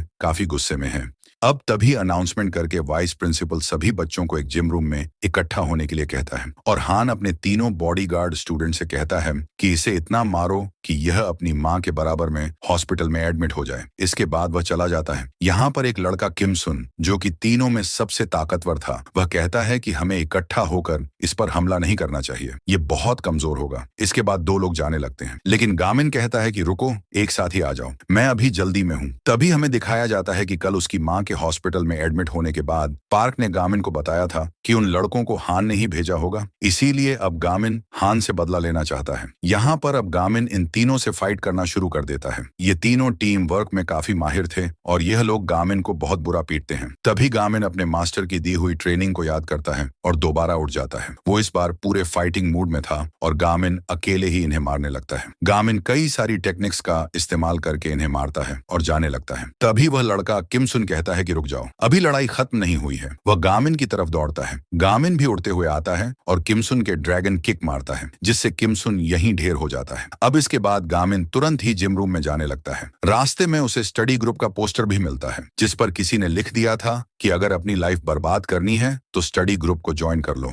गामिन सोचता है कि क्या मेरी वजह से ही मेरे दोस्तों को, सहन को इतना कुछ झेलना पड़ रहा है, और क्या आज मेरी मॉम की हालत मेरी वजह से ही हुई है। गामिन को लग रहा था कि स्टडी ग्रुप का आइडिया अच्छा नहीं था, लेकिन वह कहता है कि इस दुनिया में पढ़ाई करना गलत नहीं हो सकता। इसके बाद वह जिम रूम के बाहर आ जाता है, जहां पर मिस ली सभी बच्चों से कुछ कह रही थी। वो हान को देखता है और गुस्से में उसके एक पंच मार देता है। तभी कुछ समय पहले का सीन दिखाया जाता है, जहां पर वाइस प्रिंसिपल ने जानबूझकर सभी स्टूडेंट्स को यहाँ पर इकट्ठा किया था। वो सभी को बताता है कि हमारा स्कूल काफी अच्छा है और हम लोग यहाँ पर किसी को भी गैंगस्टर बनने की ट्रेनिंग नहीं देते, लेकिन फिर भी हमारी एक टीचर ने एजुकेशन डिपार्टमेंट में इंस्पेक्शन के लिए पिटीशन फाइल की है और इसी वजह से हमारा यह स्कूल भी बंद हो सकता है ना मिस ली? सभी स्टूडेंट यह समझ जाते हैं कि मिस ली ने ही वो पिटीशन फाइल की है। इसके बाद वाइस प्रिंसिपल मिस ली को स्टेज पर बुलाते हैं। फिर मिस ली सभी स्टूडेंट से कहती हैं कि हम सब जानते हैं हमारे स्कूल बिल्कुल भी नॉर्मल नहीं है और मैं इस स्कूल में भले ही कुछ समय पहले आई हूँ, लेकिन अपनी एक टीचर मिस झिंगवा की वजह से मैं इस स्कूल को काफी पहले से जानती थी। दरअसल मिस जोंगावा वही टीचर थी जो कि पहले इस स्कूल में पढ़ाती थी और इसे बदलने की कोशिश कर रही थी। मिस ली उन्हें बहुत मानती थी, लेकिन फिर एक दिन किसी ने उनका मर्डर कर दिया और मिस जोंगावा ही पार्क की माँ भी थी। पार्क और बाकी सभी लोग यह बात जानकर काफी ज्यादा हैरान होते हैं। मिस ली कहती हैं कि मुझे चाहे जिससे भी लड़ना पड़े, लेकिन मैं अपने टीचर के नक्शे कदम पर चलते हुए इस स्कूल को बदल कर रहूंगी। वाइस प्रिंसिपल तुरंत ही उनसे माइक छीन लेता है और तभी गामिन यहाँ पर आकर हान के पंच मारता है। हान भी जवाब में उसके किक मारता है और इनके बीच में लड़ाई शुरू होने ही वाली थी, लेकिन नहीं होती। फिर कुछ समय बाद स्कूल में सभी लोग बात करने लगते हैं कि गामिन तो पूरा मॉन्स्टर है, उसने कैसे हान को पंच मारा। यहीं पर किमसन के साथी भी उससे कहने लगते हैं कि तू ऐसे समय में आखिर पढ़ाई कैसे कर सकता है, हान हमें अपनी जॉब से निकाल देगा और फिर हम लोग पैसे कैसे कमाएंगे। किमसन को कोई भी फर्क नहीं पड़ता, जिससे गुस्सा होकर उसका एक दोस्त यहाँ से चला जाता है। वहीं पर हान सोच रहा था कि मिस ली उसी पुरानी टीचर जंगवा की स्टूडेंट है, तभी वह स्कूल को बदलना चाहती है। लेकिन हान के दिमाग में एक नया प्लान आता है। वो एक आदमी को कॉल करके कहता है कि उस काम के लिए किमसुन को चुन लो। वहीं दूसरी तरफ हम किमसुन को देखते हैं। वो हान का बॉडीगार्ड सिर्फ इसीलिए बना था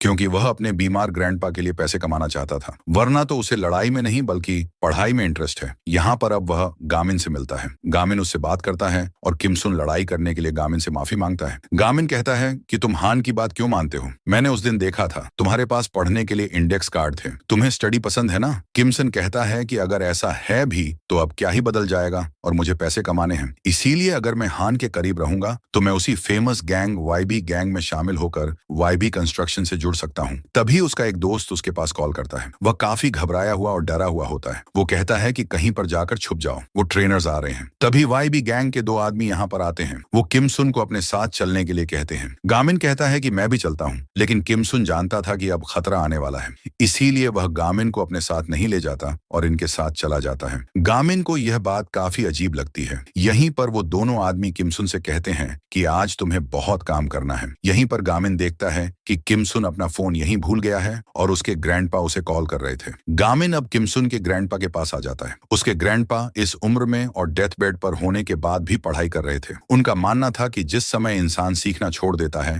तभी वह मर जाता है। गामिन उनकी मदद करता है और जाते समय किमसुन के ग्रैंडपा गामिन से कहते हैं कि अगर तुम किमसुन से मिलो तो उसे बताना कि पढ़ाई में कितना मजा आता है, मुझे लगता है तुम ऐसा कर सकते हो। गामिन अपनी मॉम के पास आता है और इसी बारे में सोचता है। फिर अगली सुबह सभी लोगों को न्यूज से पता चलता है कि रात में एक आदमी का मर्डर हो गया है और एक सस्पेक्ट की वीडियो सीसीटीवी में रिकॉर्ड भी हो गई है। ये लोग देखते हैं कि वो सस्पेक्ट तो बिल्कुल किमसुन जैसा लग रहा है। तभी मिस ली के साथ यहाँ पर वही डिटेक्टिव आ जाता है। वो गामिन से पूछता है कि क्या कल रात तुम किमसन से मिले थे, मुझे बताओ उस समय क्या हुआ था। गामिन उन्हें सब बताता है कि वह स्टडी के बारे में बातें कर रहा था और तभी वाईबी गैंग के 2 आदमी आकर किमसुन को ले गए। गामिन डिटेक्टिव से पूछता है कि क्या सच में किमसुन ने ही वह मर्डर किया है। डिटेक्टिव कहता है कि इस वक्त वही प्राइम सस्पेक्ट है। गामिन को यह काफी बुरा लगता है। वह किसी सोच में पड़ जाता है। वह सहन से कहता है कि क्या किमसुन किमसुन ऐसा कर सकता है। इसके बाद ये सभी लोग अपनी खुद की रिसर्च करते हैं और इन्हें पता चलता है कि पिछले साल से जब सहन ने इस स्कूल को ज्वाइन किया है, तभी से हमारे शहर में होने वाले क्राइम्स काफी ज्यादा बदल गए हैं और एडल्ट क्राइम की जगह हाई स्कूल स्टूडेंट के द्वारा होने वाले क्राइम्स की संख्या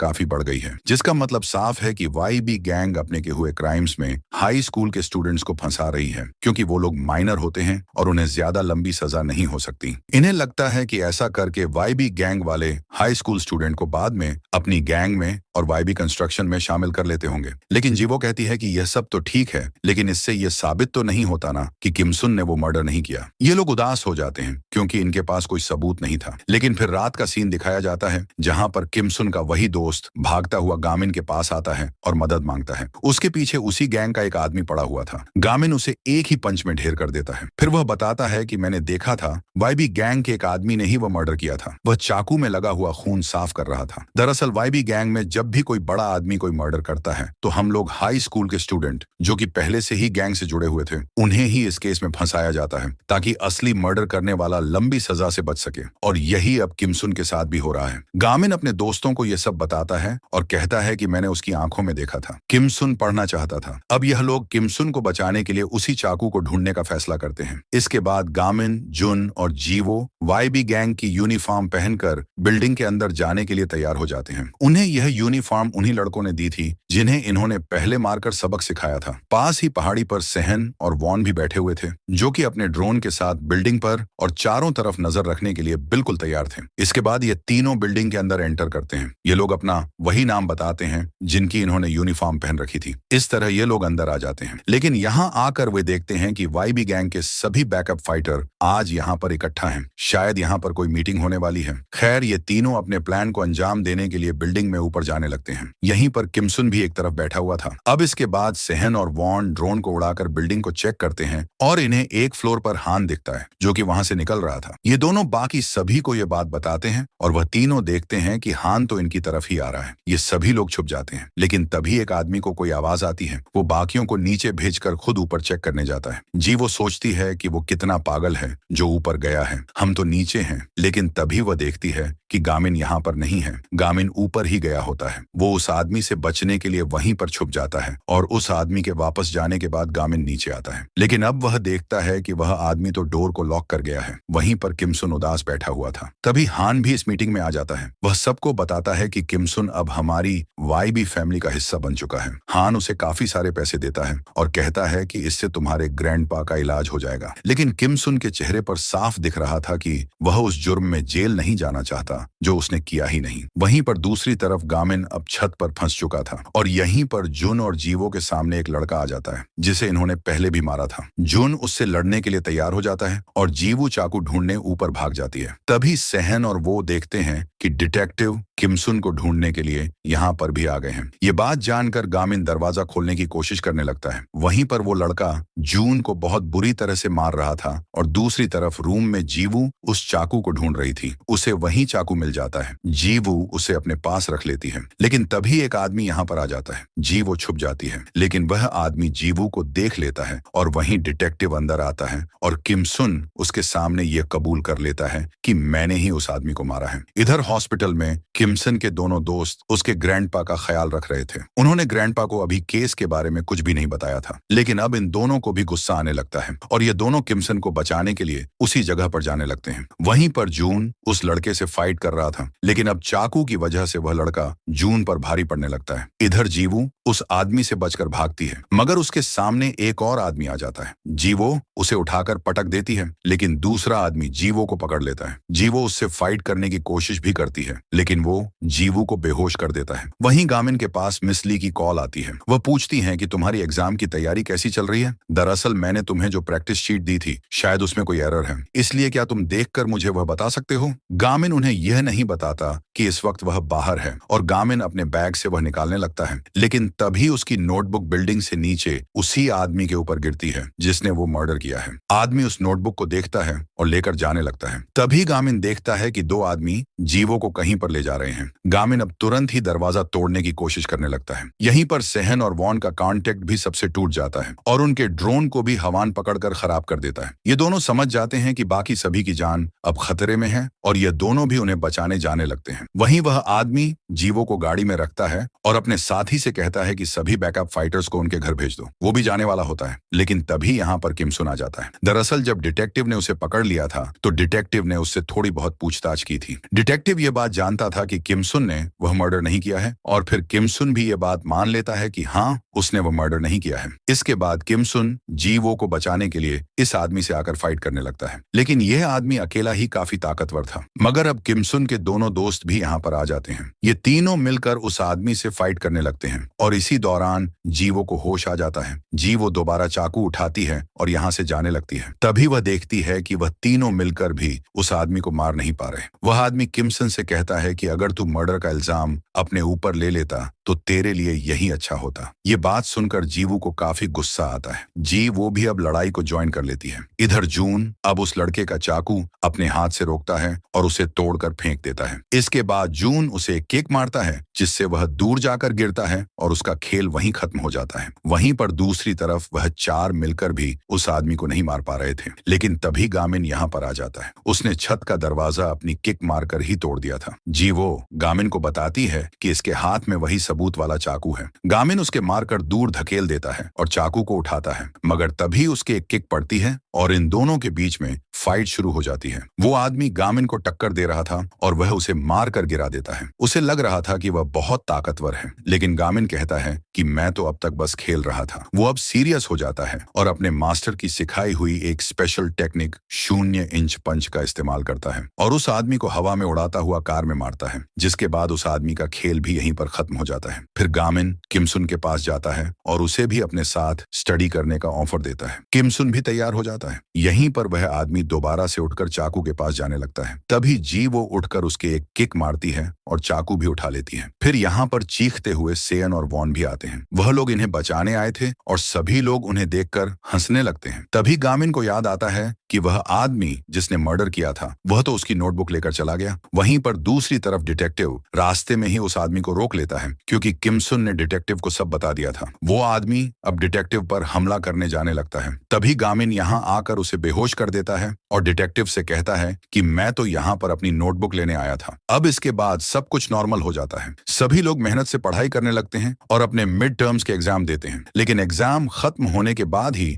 गामिन का मूड बदल जाता है। वहीं दूसरी तरफ पुलिस स्टेशन के हालात भी अब सुधरने लगते हैं और किमसुन भी अब बदल जाता है। गामिन की मॉम भी हॉस्पिटल से डिस्चार्ज हो जाती है। वो मिस ली से कॉल करके पूछती हैं कि क्या आज ही गामिन के एग्जाम खत्म हुए हैं, क्योंकि वह अपना फोन नहीं उठा रहा और वह अब तक घर भी नहीं आया। मिस ली कहती है कि वह शायद अपने दोस्तों के साथ बाहर घूमने गया होगा। ये बात सुनकर गामिन की मॉम कहती है कि अगर आज वह कहीं भी ना ही जाए तो ही बेहतर रहेगा। इधर दूसरी तरफ हम गामिन को देखते हैं, जो कि अपने दोस्तों के साथ तो था, लेकिन आज वो काफी बदला हुआ लग रहा था। वहीं पर उसकी मॉम मिस ली को बताती हैं कि हर साल एग्जाम के एक दिन बाद गामिन का मूड काफी ज्यादा खराब रहता है और वह अपने गुस्से को संभाल नहीं पाता। इधर गामिन के दोस्त भी अब ये देखते हैं कि गामिन काफी समय से अजीब बिहेव कर रहा है। वह काफी चिंता में होता है और यह देखकर सभी उसे समझाने लगते हैं। सेहोन भी उसे समझाता है कि उसने मेहनत की है और इस बार उसके रिजल्ट में बदलाव जरूर आएगा। गामिन अब खुश हो जाता है। तभी गामिन के पास किसी की कॉल आती है। वो कॉल हॉस्पिटल से आई थी, क्योंकि किमसुन के ग्रैंडपा की हालत काफी खराब थी और किमसुन अब तक वहां पर नहीं आया होता। वहीं किमसन को जब यह खबर मिलती है तो वह भागकर हॉस्पिटल जाने लगता है, लेकिन तभी उसके सामने वाईबी गैंग के बैकअप फाइटर्स आ जाते हैं। किमसन उनसे कहता है कि सभी लोग एक साथ आ जाओ, मैं अभी जल्दी में हूँ। इधर दूसरी तरफ गामिन हॉस्पिटल पहुंच जाता है। दरअसल किमसुन के ग्रैंडपा मरने से पहले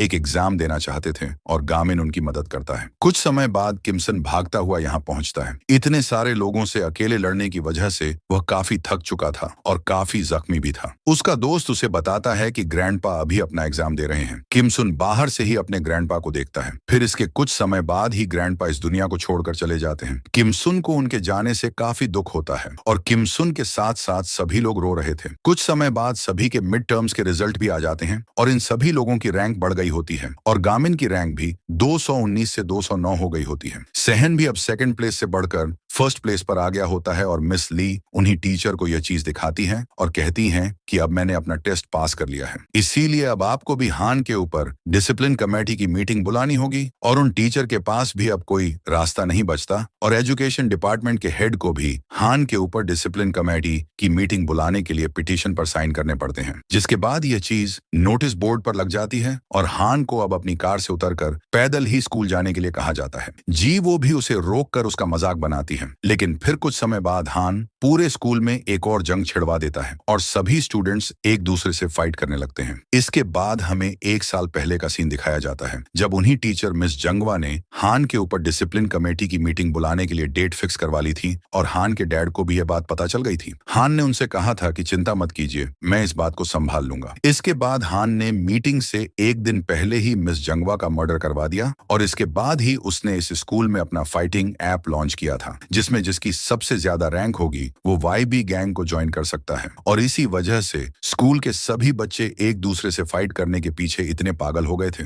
लेकिन अब मिस ली भी बिल्कुल मिस जंगावा के नक्शे कदम पर चलते हुए हान को रोकने आ गई और उनके साथ अब गामिन भी है। अब प्रेजेंट टाइम में ये सभी लोग बातें कर रहे होते हैं कि इनका स्कूल अब बदलने लगा है, बच्चे अब कम फाइट करते हैं। सहन को भी याद आता है कि उसकी क्लास में भी बच्चों ने अब पढ़ाई पर ध्यान देना शुरू कर दिया है। सहन कहता है कि यह सब मिस ली और गामिन की इतनी मेहनत की वजह से हुआ है। वहीं पर मिस ली कहीं जा रही थी, तभी उनके पास कोई आता है जिससे वह डर जाती है, लेकिन यह वही लड़का पार्क था। वो मिस ली से कहता है कि आप कमेटी की मीटिंग को मत करवाइए, इंसाफ जैसी कोई भी चीज इस दुनिया में एग्जिस्ट नहीं करती। वह मिस ली को बताता है कि मेरी माँ ने भी यही किया था, जिसके बाद उनका मर्डर हो गया और जिस आदमी ने उनके चाकू मारा था वह YB गैंग से जुड़ा था, जिसका मतलब साफ है कि उनका मर्डर हान ने ही करवाया था। वहीं दूसरी तरफ वाइस प्रिंसिपल हान के डैड के पास जाकर उनसे माफी मांगता है और कहता है कि उस टीचर ने एजुकेशन डिपार्टमेंट के हेड से पिटीशन पर साइन करवा लिए हैं, इसीलिए अब मैं कुछ भी नहीं कर सकता और यह मीटिंग होकर रहेगी। तभी हान यहाँ पर आ जाता है। वह तो बिल्कुल भी चिंता में नहीं था, ऐसा लग रहा था जैसे उसने कोई प्लान सोच रखा हो। इसके बाद अगले ही दिन गामिन और उसके दोस्तों की YB कंस्ट्रक्शन में हुई लड़ाई की वीडियोस न्यूज में आ जाती है और उन्हें इस तरह से प्रेजेंट किया जाता है जैसे गामिन और उसके दोस्त गुंडों की तरह बिल्डिंग में घुसकर लड़ाई कर रहे थे। इसके बाद सारे रिपोर्टर्स और मीडिया वाले भी स्टडी ग्रुप के मेंबर्स के पीछे पड़ जाते हैं और वाइस प्रिंसिपल को भी स्टडी ग्रुप के मेंबर्स को एक्सपेल करने का बहाना मिल जाता है। वो मिस ली से कहता है कि अब मैं उनके ऊपर भी एक कमेटी की मीटिंग बुलाऊंगा और उन्हें भी एक्सपेल करवा दूंगा और अगर तुम इसे रोकना चाहती हो तो हान के ऊपर होने वाली मीटिंग को कैंसिल कर दो। मिस ली अब बड़ी ही उलझन में पड़ जाती हैं। वो गामिन और बाकी सभी से कहती हैं कि मुझे डिटेक्टिव ने सब बता दिया था कि तुम लोग अपने दोस्त किमसन को बचाने के लिए वहां पर गए थे, लेकिन न्यूज में इसे अलग तरह से दिखाया जा रहा है। इसीलिए अब कुछ समय तक तुम लोग लड़ाइयों से दूर रहना और बाकी सब कुछ मैं संभाल लूंगी। वह सभी लोग मान जाते हैं। तभी जाते हुए यह लोग देखते हैं कि हान ने पूरे स्कूल में जंग छिड़वा दी है। हान भी यह सब टीवी में देख रहा था। यहाँ पर अब एक लड़का सहन के ऊपर मिल्क फेंक कर मारता है क्योंकि वह सहन से फाइट करके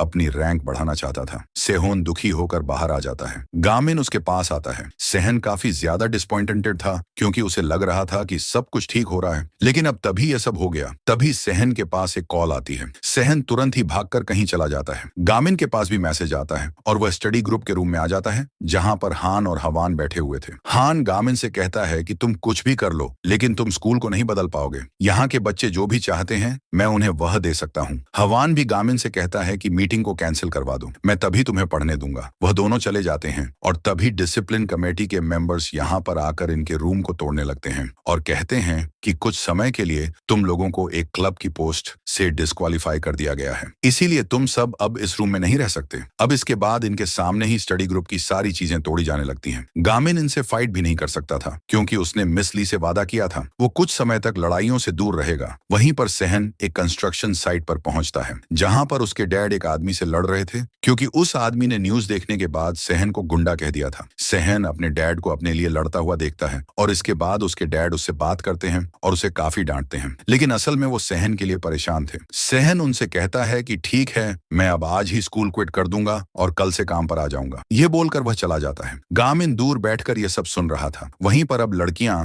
जी वो और वॉन को भी बुरा भला बोलने लगती हैं। तभी वॉन चीख कर उन्हें भगा देती है, लेकिन तभी वॉन के मॉम डैड यहाँ पर आ जाते हैं। वो उसे लेकर यहाँ से चले जाते हैं। जून भी स्टडी ग्रुप के सभी मेंबर मेंबर्स से बात करने की कोशिश करता है, लेकिन अब कोई भी चैट में रिप्लाई नहीं कर रहा होता। गामिन ये सब देख रहा था, लेकिन उसे समझ नहीं आता कि वह इन हालातों में क्या करे, और तभी वह देखता है कि सहन ने ग्रुप छोड़ दिया है। इस तरह अब इनका स्टडी ग्रुप टूटना शुरू हो जाता है। गामिन इन सभी के साथ बिताए हुए अच्छे पलों को याद करने लगता है। वहीं पर मिस ली हान के लिए होने वाली कमेटी के मीटिंग के डॉक्यूमेंट्स को देख रही थी। उन्होंने हर तरह से कोशिश कर ली थी, लेकिन वह गामिन और बाकी सभी पर लगे हुए झूठे इल्जामों को हटाने के लिए कुछ भी नहीं कर पाई थी। और अगर अब गामिन के लिए भी कमेटी की मीटिंग होती है तो गामिन को भी एक्सपेल कर दिया जाएगा। इसीलिए अब वो गामिन को बचाने के लिए हान के ऊपर होने वाली मीटिंग के डॉक्यूमेंट्स को डिलीट करने लगती है, लेकिन तभी वो रुक जाती है। वहीं पर दूसरी तरफ गामिन भी अब दोबारा स्टडी ग्रुप के रूम में आ जाता है। उसने अब भी उम्मीद नहीं छोड़ी थी और गामिन इस रूम को संभालने लगता है। मिस ली भी यहाँ पर आ जाती है और वह भी गामिन की मदद करती है। फिर अगली सुबह जब सेहोन कंस्ट्रक्शन साइट पर काम करने जा रहा था तो गामिन भी उसके पास आ जाता है। सहन अपने डैड की जगह काम करने जाता है और गामिन यहाँ भी उसके साथ आ जाता है। वह सहन की काम में मदद करवाने लगता है और उससे कहता है कि मैं तुम्हारे साथ ही पढ़ूंगा और हम लोग साथ में कॉलेज जाएंगे। ये देखकर सहन को काफी खुशी होती है कि गामिन उसकी चिंता कर रहा है। वो गामिन की बात मान लेता है और अपने डैड से आकर बात करता है। सहन कहता है कि डैड, आपने मुझे अब तक पालने में काफी मेहनत की है और ये बात मुझे आज पता चल गई और मैं आपका एहसानमंद हूँ, लेकिन मैं दिल से पढ़ना चाहता हूँ, इसीलिए मुझे बस 3 साल और दे दीजिए। मैं वादा करता हूँ आपको पछताना नहीं पड़ेगा। उसके डैड भी इमोशनल हो जाते हैं और उसे आगे पढ़ाने के लिए मान जाते हैं। गामिन उनसे कहता है कि अंकल चिंता मत कीजिए, एक दिन सहन आपको ऐसे ही बिल्डिंग बनाकर देगा। अब इसके बाद ये दोनों वॉन के मॉम डैड से मिलने जाते हैं। ये दोनों इन्हें वॉन का ट्रांसफर करवाने से मना करते हैं और अपने स्टडी ग्रुप के बारे में भी इन्हें बताते हैं। गामिन और सहन मिलकर वॉन के मॉम डैड को भी मना लेते हैं। फिर ये तीनों जीवू के पास जाते हैं जो कि अब स्टोर में काम करने लगी थी, और यह तीनों मिलकर जीवू को भी दोबारा स्कूल आने के लिए आखिरकार मना ही लेते हैं। और फिर यह सब जून को भी पता चलता है, जो कि इतने समय से इन सभी का इंतजार कर रहा था, और इस तरह स्टडी ग्रुप फिर से इकट्ठा हो जाता है। वहीं पर मिस ली भी वाइस प्रिंसिपल से कहती हैं कि वह हान के ऊपर होने वाली मीटिंग को कैंसिल नहीं करेंगी, और वह कहती हैं कि वह स्टडी ग्रुप के मेंबर्स को भी इस तरह फ्रेम नहीं होने देंगी। यहीं पर अब स्टडी ग्रुप के मेंबर्स दोबारा से स्कूल आना शुरू कर देते हैं। इसके बाद किम सुन इनसे मिलकर इन्हें बताता है कि पिछले साल जब मिस जंगवा ने हान के ऊपर कमेटी की मीटिंग रखवाई थी तो मीटिंग से एक रात पहले ही उनका मर्डर हो गया, और सभी लोग सीक्रेटली यह बात जानते थे कि यह मर्डर हान ने करवाया है, क्योंकि उसके लिए यह कोई स्कूल नहीं है बल्कि उसका बनाया हुआ एक किंगडम है जिस पर वो राज करता है, और अगर मीटिंग हो जाती तो हान को स्कूल से एक्सपेल कर दिया जाता। ये सभी लोग समझ जाते हैं कि अब मिस ली की जान भी खतरे में है, इसीलिए यह लोग मीटिंग होने तक मिस ली को प्रोटेक्ट करने का फैसला करते हैं। वहीं दूसरी तरफ वो डिटेक्टिव भी मिस ली से मिलकर उन्हें मीटिंग होने तक शहर छोड़कर चले जाने के लिए कहता है। डिटेक्टिव कहता है कि मैं तुम्हें बचाने की पूरी कोशिश करूंगा, लेकिन मैं हर जगह तुम्हारे साथ नहीं हो सकता और पता नहीं हान कब क्या कर दे। लेकिन मिस ली इस तरह भागने से मना कर देती हैं और कहती हैं कि अगर मैं भाग गई तो इससे बच्चों पर बुरा असर पड़ेगा और मुझे उनके ऊपर लगे हुए गुंडों वाले गलत इल्जाम को भी तो हटाना है, इसीलिए मैं कहीं भी नहीं जाऊंगी। अब इसके बाद वो रात भी आ जाती है जिसके अगले ही दिन वो मीटिंग होने वाली थी, और रात में मिस ली के पास वाइस प्रिंसिपल की कॉल आती है और वह मिस ली से कहता है कि अब क्योंकि कल डिसिप्लिन कमेटी की मीटिंग होकर रहेगी तो मुझे तुम्हारे सामने कुछ कबूल करना है और वाईबी कंस्ट्रक्शन के बारे में तुम्हें कुछ बताना है। वो मिस ली को स्कूल में बुलाता है। मिस ली भी रात में स्कूल आ जाती है, जहां पर उन्होंने डिटेक्टिव को पहले ही बुला लिया था। डिटेक्टिव उनसे रात में अंदर जाने से मना करता है, लेकिन मिस ली कहती हैं कि यही तो हमारा मौका है। वह स्कूल के अंदर आकर एक रूम में आ जाती है जहां पर वाइस प्रिंसिपल बैठा हुआ था। इसके बाद वो वाइस प्रिंसिपल की बातों को रिकॉर्ड करती हैं। वाइस प्रिंसिपल वाईबी गैंग और हान के स्कूल में किए हुए काले कारनामों के बारे में काफी कुछ बताने लगता है, मगर तभी पूरे स्कूल की लाइट्स ऑफ हो जाती हैं और वाइस प्रिंसिपल यहां से तुरंत भाग जाता है। डिटेक्टिव भी बाहर ये चीज देखता है। यहीं पर मिस ली के सामने हान के साथी आ जाते हैं। मिस ली उनकी बातों को भी रिकॉर्ड करने लगती हैं और ये लोग मिस ली को मारने के लिए यहाँ पर आए। हवान मिस ली से उनका फोन छीन लेता है, लेकिन अब भी इनकी बातें रिकॉर्ड हो रही थी क्योंकि मिस ली ने डिटेक्टिव का दिया हुआ एक बैच पहन रखा था जिसमें एक रिकॉर्डर था, और डिटेक्टिव ने कहा था कि अगर तुम 30 मिनट में वापस नहीं आई तो मैं तुम्हें बचाने अंदर आ जाऊंगा। और अब डिटेक्टिव वहां पर जाने लगता है, लेकिन पुलिस स्टेशन का एक करप्ट ऑफिसर हान को बचाने के लिए डिटेक्टिव को बेहोश कर देता है। वहीं पर वो लोग अब मिस ली की तरफ बढ़ रहे थे, मगर तभी अनाउंसमेंट में वो उन सब से कहती है कि अब तुम सब मरोगे। इसके बाद गामिन अपने साथियों के साथ यहाँ पर आ जाता है। इनके साथ किमसुन भी शामिल था। दरअसल इन्होंने उस दिन ही प्लान बना लिया था कि ये सभी मिलकर अब मिस ली के ऊपर 24 घंटे नजर रखेंगे, जिसके बाद ये सभी लोग मिस ली का हर जगह पीछा कर रहे थे और इस तरह यह लोग आज रात स्कूल भी पहुंच गए। गामिन अब जून से कहता है कि तुम मिस ली को लेकर जाना, मुझे तुम पर भरोसा है। ये बोलकर वह सभी को मारने लगता है और जून और बाकी सभी लोग मिस ली को लेकर भागते हैं, लेकिन हान को छोड़कर बाकी सभी भी इनका पीछा करने लगते हैं। तभी जीवू और किमसुन रास्ते में दो लोगों से फाइट करने के लिए रुक जाते हैं। वहीं नीचे हवान उन तीनों के सामने आ जाता है, मगर सहन कहता है कि तुम लोग जाओ, मैं इसे रोकता हूँ। जून अब मिस ली को लेकर भागता हुआ नीचे पहुंच जाता है, लेकिन नीचे उसका सामना एक ऐसे इंसान से होता है जिसे उसने एक्सपेक्ट ही नहीं किया था। जून के सामने उसका पुराना दोस्त एंटी आता है, जो कि अब हान की गैंग में शामिल हो चुका था। वहीं पर हान और गामिन में फाइट शुरू हो जाती है। दोनों एक दूसरे के पंच मारते हैं और विंडोज भी टूट जाती हैं। इधर एंटी भी अब जिन को बुरी तरह मारने लगता है और वहीं वो दोनों लड़के भी किमसुन और जीवो को बहुत बुरी तरह से मार रहे थे। इधर हवान भी सहन के ऊपर गोली चलाने लगता है और सहन एक लाइब्रेरी में आकर छुप जाता है, लेकिन हवान उसे देखता है और उसके गोली मारता है, जो कि उसके हाथ को छूकर निकलती है। सहन अब उससे बचने लगता है। वहीं वो मोटा लड़का जीवो को उठा उठाकर पटक रहा था और वहीं हान और गामिन में भी काफी ज्यादा जबरदस्त फाइट चल रही थी। हान कहता है कि मुझे बहुत लंबे समय से फाइट करते हुए इतना मजा नहीं आया, लेकिन गामिन इस वक्त गुस्से में था। उसके सारे दोस्त अभी पिट रहे थे। गामिन उससे सीरियस होकर लड़ता है, लेकिन हान आराम से गामिन को पकड़कर दूर फेंक देता है। वहीं पर मिस ली बिल्डिंग से बाहर नहीं निकल पाती और इधर जून एंटी और अपने साथ बिताए हुए पुराने अच्छे पलों को याद करता है, लेकिन एंटी अब हान की वजह से बदल चुका था। वो जून को एक चाकू से मारने लगता है। वहीं किमसुन और जीवू भी उन दोनों से लड़ रहे थे। तभी जीवू उस लड़के के एक किक मारती है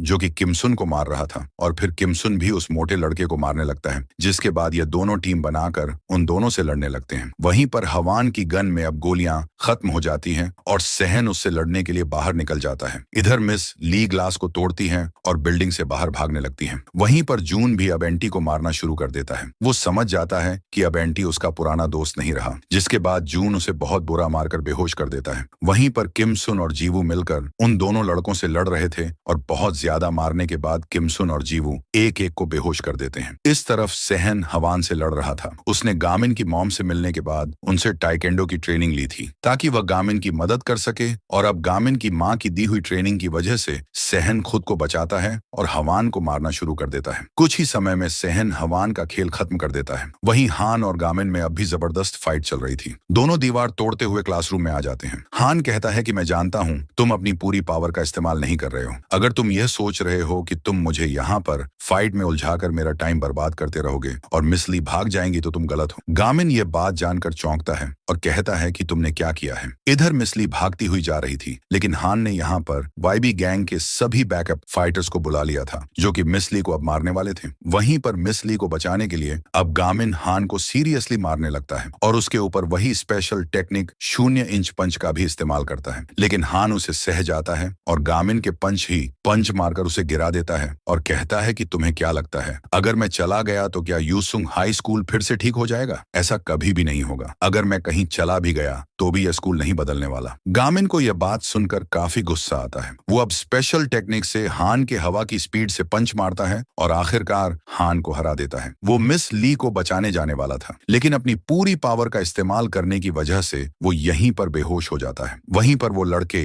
मिस ली को मारने के लिए उनकी तरफ ही आ रहे थे और एक पल के लिए मिस ली को लगता है कि अब सब खत्म हो गया, लेकिन तभी वॉन यहाँ पर आ जाती है। उसने जिन से मिस ली को बचाने के लिए मदद मांगी थी, क्योंकि मिस ली ने ही जिन के चाकू लगने से उसे बचाया था, और फिर वो सभी बच्चे जिन्हें गामिन ने लड़ने के बाद अपना दोस्त बना लिया था, वो सब यहाँ पर आ जाते हैं और इस तरह ये लोग फाइट करके मिस ली को बचा लेते हैं। अगली सुबह हान के ऊपर डिसिप्लिन कमेटी की मीटिंग होती है और हान को हमेशा के लिए स्कूल से एक्सपेल कर दिया जाता है। हान गुस्से में यहाँ से जाने लगता है। तभी मिस ली उससे कहती हैं कि तुमने जो किया तुम्हें उसके बारे में सोचना चाहिए। मिस ली को इस तरह बोलता हुआ देखकर हान को मिस चंगावा की याद आ जाती है। उन्होंने भी एक बार इसी तरह हान को समझाया था और खुद को बदलने के लिए कहा था। हान को अब अपनी गलतियों का एहसास हो जाता है। इसके बाद डिटेक्टिव भी हान को अरेस्ट करने आ जाते हैं। उनके पास सबूत के तौर पर मिस ली की रिकॉर्डिंग होती है और फिर हान को गिरफ्तार करके यहाँ से ले जाया जाने लगता है। पार्क उसे जाता हुआ देख रहा था। हान रुककर गामिन से कहता है कि इस स्कूल को बदलने की कोशिश करते रहो। हान को भी अंदर ही अंदर अपनी गलतियों का एहसास हो चुका था। यहीं पर वाइस प्रिंसिपल को भी अब स्कूल से निकाल दिया जाता है और पुलिस उन्हें भी ले जाती है। इसके बाद स्टडी ग्रुप फिर से बनता है और और स्टडी ग्रुप के सभी मेंबर्स के ऊपर लगे हुए इल्जाम गलत साबित हो जाते हैं। हान की डैड जो कि वाईबी कंस्ट्रक्शन के बॉस होते हैं, उन्हें भी ये सारी चीजें पता चलती हैं और यहीं पर डिसिप्लिन कमेटी के मेंबर्स सभी बच्चों के फोन से उस फाइटिंग ऐप को भी डिलीट करवा देते हैं और जीवू का भाई यनबू भी अपनी सजा काटकर बाहर आ चुका था।